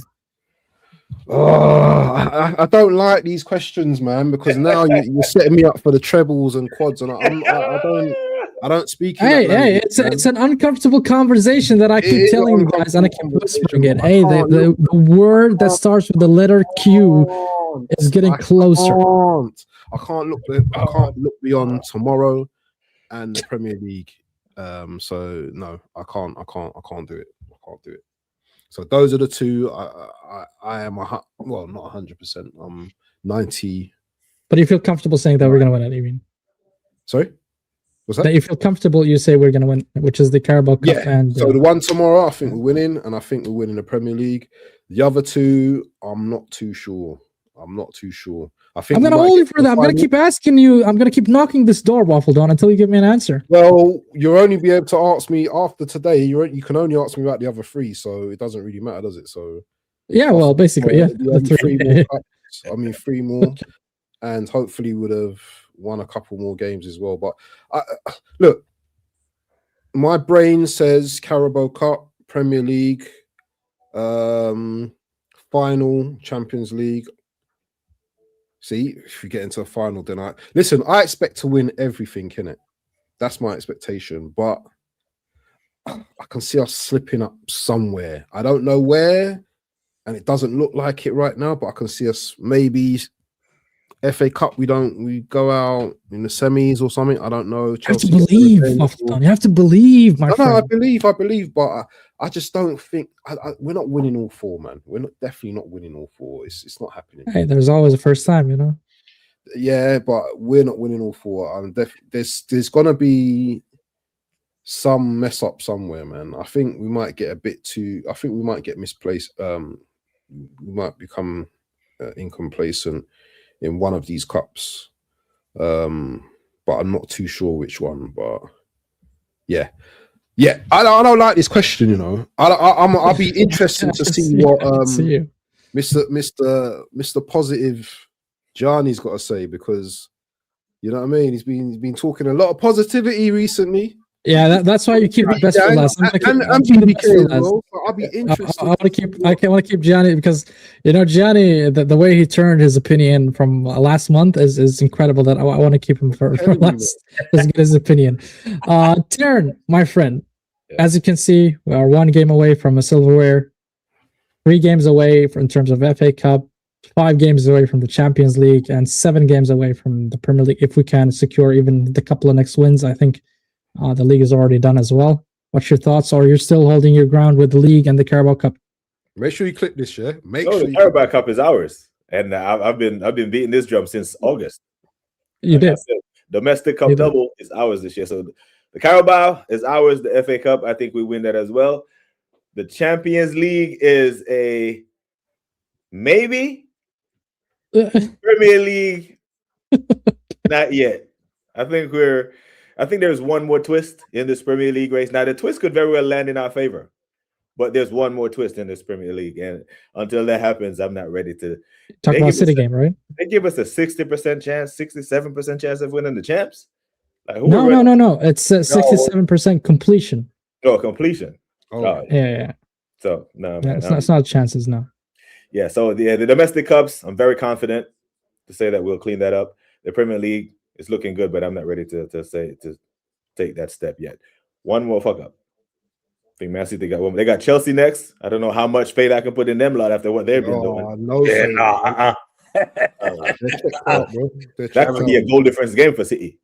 You know what I mean? City can put 4 past them, man, because they're not going to make up the 7 goal difference in one game. So they might see this Chelsea wounded animal as just, you know.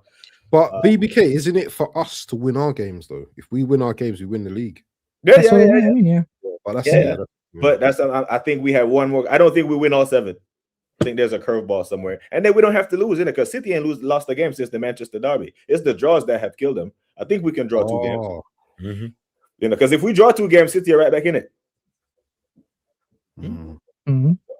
That's where my hesitation. But I think the majority of the games are home. By the way, if I recall correctly, the majority of the Premier League games for Arsenal are. The only time we leave London is when we go to Etihad. The rest of the games are in London. We got Newcastle at home, haven't we? Mm-hmm. Newcastle at home. We have West Ham away. That's not an easy game. That's not an easy game. I think we beat them, but I don't think it's an easy game. Yeah. Our 2 away games are in London: a Palace away and West Ham away. Everything else is at home.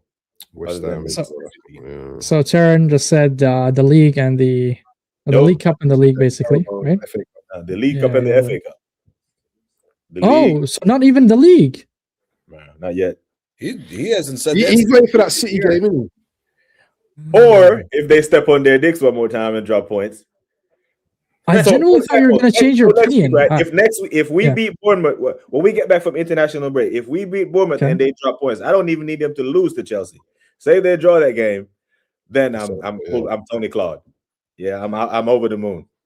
Yeah, I'm fully giddy, and I'm gonna be in that unbearable mindset that everyone's been saying. Can't let Arsenal win the league because they'll be unbearable. Hello, look out! But until then, I'm just gonna chill. Wow, I thought you were gonna be more positive towards the league, in my opinion. But okay, not yet. One more twist. One more twist in this story. One more twist. Yeah, there's one more twist. Okay, Gianni, brother, tell us, man. I see that you've changed a lot. Your narrative changed, and I think that's because the Arsenal has done good results. Also, our opponents didn't do so well. The cities of this world. What's your feeling now in terms of those 4 silverware in front of you? Has it changed? Oh, I said the league and domestic cup were coming. The last time you asked me this, I said I'm a full believer that we're winning the Premier League and that we're winning the League Cup. The FA Cup, I'm about 75% sure. So I think a domestic treble can definitely happen. Champions League, I'm standing by with what I've said since the beginning. I don't think we're winning. There's just something about what I saw in the Barcelona game that we try to do a similar thing, similar tactic like Newcastle. Pedri will rip our midfield apart, and I'm just not. If the question comes back and Barcelona are knocked out, then I'll maybe say something different if we're facing Atletico in the semifinals. But my gut's telling me it's going to be an Arsenal and Barcelona semifinal. I think Barcelona is out to get revenge after what happened to them last year under Inter. So I just don't think the Champions League is there. But I am becoming more and more convinced that we could do a domestic treble. I will say that. What about our revenge? Yeah, that's what I was gonna say. What about our revenge? My worry is this. Even more so now than before, if guys aren't getting rotated, I'm not going to be confident about a tired Arsenal going up against that offense of Barcelona. How many times they slacked us in the UCL? Well, I don't Brother, know. Their defense can be whatever it wants to be. The problem is are we going to outscore them if we get into a shootout with Barcelona? Are they gonna actually be able to like? Yeah, there we go. That's right. Because we can play a game where we give them the ball and they can do whatever they want, but they might not get through us. You know, I think Barcelona. That's why I said rotation is key, bro. Yeah, of course. No, I don't disagree. Because if Timber is injured and you're going to try to convince me that Ben White or Mosquera is going to go up against Rafinha in the form that Rafinha's in, I'm sorry. I'm not buying. Timber right now, I think he might be fit now. So I'm not thinking about him going to be injured. Huh? Might be a rushed back. This is the keys of what we've been saying throughout the whole year. You know what? Sometimes in life, yeah. Listen, we've all played with injuries and stuff like that, yeah. Pull up your socks, man. I hear it, but this is the final countdown, so to speak. So, players with knocks, yeah, I hear it. I definitely hear it, but seriously, this is battle scars now. This is like, and I hear what Ben White needs to be playing now, yeah. Even coming on, starting games or whatever more, but we don't want to also upset the balance of the team as well. You know? Correct. Yeah, it's difficult, man. It's very difficult. It is, but like I said, my thing goes beyond just that. As I've said in the past, the teams who have the heritage normally pull it off when it comes to crunch time. When we use the two examples of both Chelsea and Manchester City, who were teams that never won the Champions League, they spent years building the foundation of the mentality to go on and win that by winning trophies. Yep. I personally don't think this Arsenal team has that mentality yet to go on to win that trophy. If this is if we were to have this conversation and we're in the same situation. Can we get to a final though? Potentially, yes. Potentially, yes. But I think Barcelona, all things considered, I just think that they that heritage can edge it out to where it comes back and hurts us. Let me ask you a question, Gianni. I know we're going to wrap up soon, yeah, but PSG were in their element last season, and we had a lot of players missing against them. Yeah, first 20 minutes of the game, we looked capable of doing something. Yep. If we go into say a Barcelona game, and I'm not discounting Porto, by the way. Sporting Lisbon, by the way, yeah, because I think that's a difficult game as well for us as well. Agreed. If we go into that Barcelona game with our best 11, yeah, I think we've got a chance. I do think we've got a chance. But I hear what you're saying. It's the balancing of the league and it's not only that, but it's also the same thing again. Because here's the same thing of what we could say with PSG. We went at them for 30 minutes. The flip side is the last 60, we were gassed. And that's been our worry about this team, this latter stage of the season of guys getting gassed. If we're going to throw everything in the kitchen sink, even with the starting 11, and we don't penetrate Barcelona, And now you're telling me we're going to be gassed for 60 minutes against that offense? I'm sorry, I'm not buying it. So what if we wrap up the league that game with that approach though? What if we wrap up the league by April 28th? That's what I wanted to say. I mean, so if we have the league wrapped up, say we go to the Etihad and end the title race, because I do believe if we go there and win that game, league done, right? And that's April 19th. The semifinal wouldn't be until like the last towards the end of April. That may make a difference, right? Because then they would have shown mentality to go on the road on a ground. Not only that, you'll be able to rotate players in the league. You'll not have to play your. The same thing can be said for Barcelona because Real's not consistent. They're more than one fixture behind Barcelona as well. The same. Yeah, but Gianni, you know that La Liga, for example, they do help those teams by shifting the games. Unlike the Premier League, they don't. Right, we've seen it with that's part of my point. But again, okay, that's what I'm saying. No, regardless. But again, the problem is that we're talking about a manager who hasn't rotated enough, anyways. So we're asking a manager to do something that he hasn't done for the last 3 years. Let's be honest about it. He has not rotated for the last 3 years. It's more of just. It's not just like I said. What is the rotation though, Gianni? Though, so if we're playing Barcelona, what crazy rotation do we need? Because it's not going to be like 4 or 5 players. Is it? That's what he needs to do because every other team does that. Again, this is what playing against Barcelona. No, you got to play your strongest 11. Games leading up to Barcelona, everybody across the starting 11 needs to be rotated out of at least one game. So, what would the games be?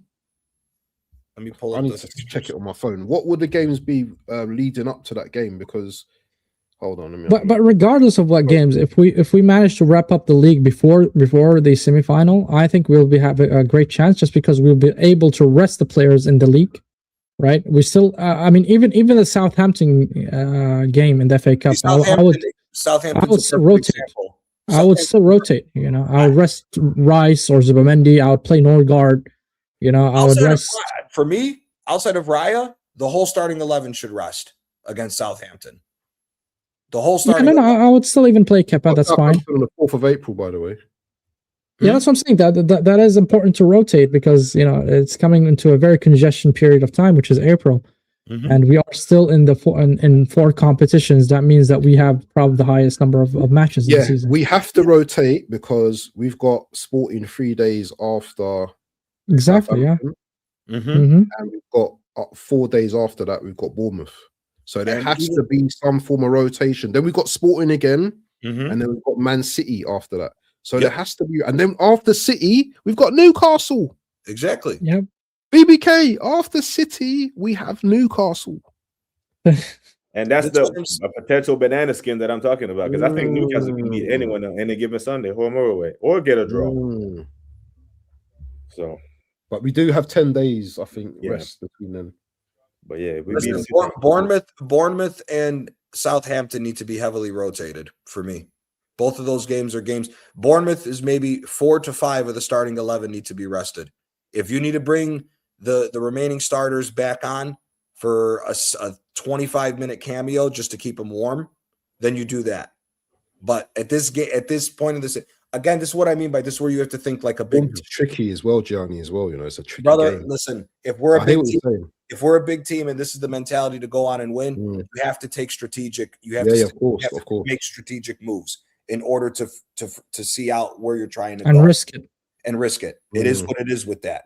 I'm sorry. If we're going into, we need players fit, then don't we? Do we agree? Yes. We need players. If players. We can't be risking this same nonsense that we've done where players get hurt in a warm-up. We know they're hurt, but we're still warming them up and they're getting hurt now and they're missing games. That can't be happening now. Ben White should be walking into this. Ben White, obviously, we're probably going to start Timber for the final tomorrow if he's healthy. After that, Ben White needs to play. But whether we like it or not, either him or Mosquera has to play back. Yep. Because our biggest thing for us this whole season has been our defense.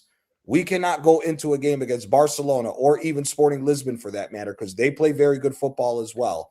We cannot go into those matchups with a weakened defense. But there's also the thing of Saliba can pick up an injury here or there as well. That's why I said Southampton, the entire starting 11 needs to be rested. The entire starting 11 needs to be rested. If you're going to risk losing the FA Cup to maybe go at the Champions League, I'm here for it. Because at the end of the day, it's 2 trophies mandatory. If we risked players, we lose to Southampton, we go out of the FA Cup, for an example, but it gets us to a Champions League final, or it gets us to a very good matchup and maybe we still falter to Barcelona in the semifinal. I'm fine because it showed that we have the balls to go out and risk to try to win all of these trophies or win as much of the trophies as possible. That's why I'm fine with it. Even our B squad, I think, is good enough to face Southampton.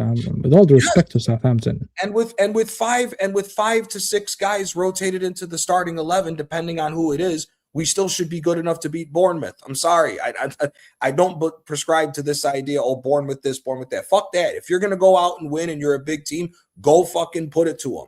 Because again, the best teams, there's always competitions. There's always the competition for every position. Every team that we regard as a great team, they've always had multiple players who can get in and out of a squad. So these guys on the bench with the mixture should be going and beating Bournemouth, especially if we're at home. Hey, shout out to Max Dowman. He's got exams. And he's an X factor for this run too. He's a big. He might have exams. He might. You better tell the tutor to stay away for a couple weeks. He's gonna have to do summer school. It's mandatory though. They cannot escape it. But anyways, for me, I would reiterate this. Where did I read it? There we go. And I think Gianni also said it. Taking the Top Gunner syndrome, domestic treble. I got clipped saying it, and I'll stand by it. I think we're gonna win the domestic treble. I think it's going to be the 2 cups. I think it's going to be the league. The UCL, I don't see us doing it unless we wrap up the league quite early if City drop points and we manage to rotate heavily in the league. And then yeah, I could see us, because at the end of the day, don't forget, guys, we got first in the league phase. That means that every single game, every single, tie, is the second leg will be at home. So if we manage to do, let's say, even the Sporting Lisbon game, for instance, if we manage to wrap up the game at their gaff, then I don't see why. I mean, if we score 3-4 goal margin in Portugal, then why not? I would rotate in the second leg at Emirates. I don't think we're going to concede 5 goals. I think it's going to be like that, though. Right? Man. I don't think it's going to. I'm saying a big if. That's a big if. So I think a lot of things have to go in our way. And we need to risk it. We need to rotate players. And yeah, if you want to be greedy and go for all 4, then you have to risk it somehow. There's no way you can do it. You can go all gun-ho in the first leg, try to secure the win, and in the second leg, rest your players. Well, what's wrong with that? I mean, you already secured the win. Even if you lose 1-0, 2-0, it is what it is. It's fine. We got over the line. We qualified to the semifinal. And same with Barca. If you can manage to get a result at Camp Nou, I don't see Barca, the mighty Barca, come to Emirates. We've seen them struggle against Newcastle. We've seen them getting slapped by Chelsea 3-0. So their away record is awful.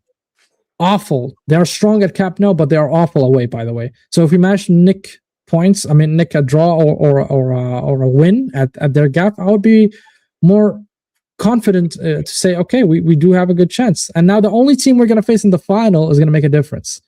If it's Real, Bayern, I would throw in even Liverpool, even though our Liverpool record is shit. Liverpool's good. PSG, I don't. PSG, brother. I don't see us winning against PSG. They're going to smoke PSG. PSG's going to smoke Liverpool. Oh yeah. I hope so. PSG. I'd be willing to bet PSG's going to hit at least 6 past Liverpool across the 2 games. After what I witnessed against Brighton, I think that's not a crazy shout. Honestly, I mean, Liverpool are. I mean, Sluck, man. Saying that Liverpool has heritage. Let me tell you something. Kirk hasn't got no heritage, and there's going to be some ass kickings waiting. And the other Frimpong at fullback. Trust me, it's going to be probably PSG and Bayern. I would not rule out Real Madrid just because this is their competition. But my gut's saying PSG and Bayern's going to be the other semifinal. Who would you want in the final? Assuming we go through, just between them 2, I'd rather take Bayern than PSG. Really? Yeah. 100%. Me too, man. Nah, I'm taking PSG, man. No, Bayern's midfield. Ask if you talk. Harry Kane, best striker in the world. Elise, probably one of the best wingers in the world. Mm-hmm. That left side as well. Who they got on the left? They got that young kid in it. Luis Diaz. They got Luis Diaz and Carl. Are we really doing this, WaffleDon? Are we really? Ballon d'Or winner, Dembele. Ballon d'Or nominee, Vitinha. Kvaratskhelia, one of the top. Kvaratskhelia. A very talented player of Douay. Barcola is also a good player. Who else? Neves as well. I mean, we can do that as well. PSG have elite team, bro. And at least Bayern, we played against them. We know them a little bit. Even last season? No, the season before that where they knocked us out. So we know how to play against Bayern. PSG is just too much for us. The worst out of the two evils, isn't it? So they're both. Bayern's midfield can be had, though. That's the thing. If that kid Pavlovic isn't on his game, their midfield can be had to where we can hurt them because Bayern's defense is still suspect. Yeah, but what about Kane? Huh? What about Kane? Kane got pocketed, bro, against Arsenal. He had to go all the way to the center or on their half to get the ball, man. A striker had to go all the way to his part of the pitch to get the ball. Yeah. He didn't sniff against us. Man. They didn't have Musiala, didn't have Luis Diaz. It'd be a different Bayern. It'd be a whole new level. Musiala is the X factor with that, but after what we just saw with Leverkusen, you let a 19-year-old do what they did against them two guys. You telling me that all that open space behind us, you want to leave Dembele? I'm sorry. This is why ain't got the space to do that. That's why I would want. That's why I'd rather have Bayern in the final than PSG. Dembele alone with all that pace, that's a problem. That's a problem waiting to happen. Even Kvara and Diz are doing, man. I think all of them are elite players. Yeah. But was against Timber, isn't it? This is why we should want Liverpool. He's done him already, isn't it? Oh yeah, I would prefer Liverpool to win because that's better for us. But I just think PSG is going to smoke them off the block. Because if Liverpool goes to the Parc des Princes and they come back, they get a draw there, right? And they come back to Anfield, they can get back. They're not going to win against PSG. Yeah, but isn't it at Anfield the first game though? No, Liverpool finished higher.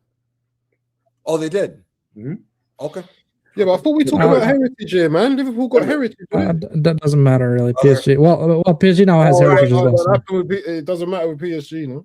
Because they won it already. I mean that conversation is because they've done it and just recently. They just won the treble. It's not like they've done it 30, 50 years ago. Just done it like last year. So they do have the know-how. Liverpool. Mo Salah is not the same Mo Salah, man. I still feel VVD is all shit. So I don't think Liverpool have even the players like it used to. Van Dijk is shit. Konate is complacent. So the whole Slot is absolutely horrendous, man, with its tactics, man. Yeah, I'm sorry, they're not doing it. But anyways, that's my thoughts, guys. Any final words before we just wrap up? Any final thoughts you guys want to say before the final, for the big game? Last day of the trophy route. So take a deep breath. This is the last day of Arsenal being trophyless, bro. It ends today. This is the last day. Tomorrow, a new chapter opens up in our once great club, and we are start to rack up silverware again. So tomorrow, I'm clipping this. Today's the last day, bro. That's what I put in my thumbnail for my stream earlier. This is the last day of Arsenal's trophy drought. Agreed. There we go, Tara. There's the confidence. Next week, I'm going to ask you about the league as well. When we're playing the league, I think it's not going to be anytime soon. I think the league, 11, right? We have Bournemouth on 11 April. It's time. It's quite some time. Okay. Before that? No. FA Cup and Champions League, but Premier League, we don't kick a ball until the 11th of April. Yeah. So we got FA Cup on April 4th. Plus and Champions League on April 7th. The thing is as well, quickly before we go, I don't trust this squad, to be fit, to go out throughout this whole season. Someone's gonna get injured, Well, at least Tuchel, what he did is he requested Saka and Rice to join a little bit late to the national team. So that is something as Arsenal, I wouldn't let anybody. What? They don't is gonna get injured. What do you need them for? Go test out the other man them. You know what I mean? You don't need to. England's already qualified. You got relegation Anderson, let him go. Yeah, but they have to prep for going to get injured in training for the Italian team, so we all know this. Yeah, unfortunately, he got called up to Italy again, so we'll see. Yeah. Well, anyways, guys, thanks all for tuning in. Make sure, guys, go subscribe to BBK Sports, WaffleDon as well, and Gianni Talks Calcio TV. They're all in the description. Make sure you guys go sub to them, show them some love. And don't forget to hit the like and subscribe to the channel. We're approaching 1,000 sub. And on that note, guys, stay safe wherever you are. And I hope Arsenal does deliver the first trophy in 6 years, man. It's been a long and since 1993. That's the last time we won the Carabao Cup. That's even before Wenger, man. Before Arsene Wenger. Was you born in times? I was born in 94.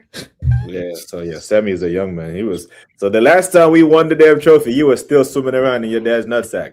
Exactly. Baby. But it ends today. Today is the last day, bro. Yeah, it is what it is, man. At least I witnessed the Invincibles, At least that's something I can say. Anyways, guys, take care wherever you are. And on that note, cheers, man.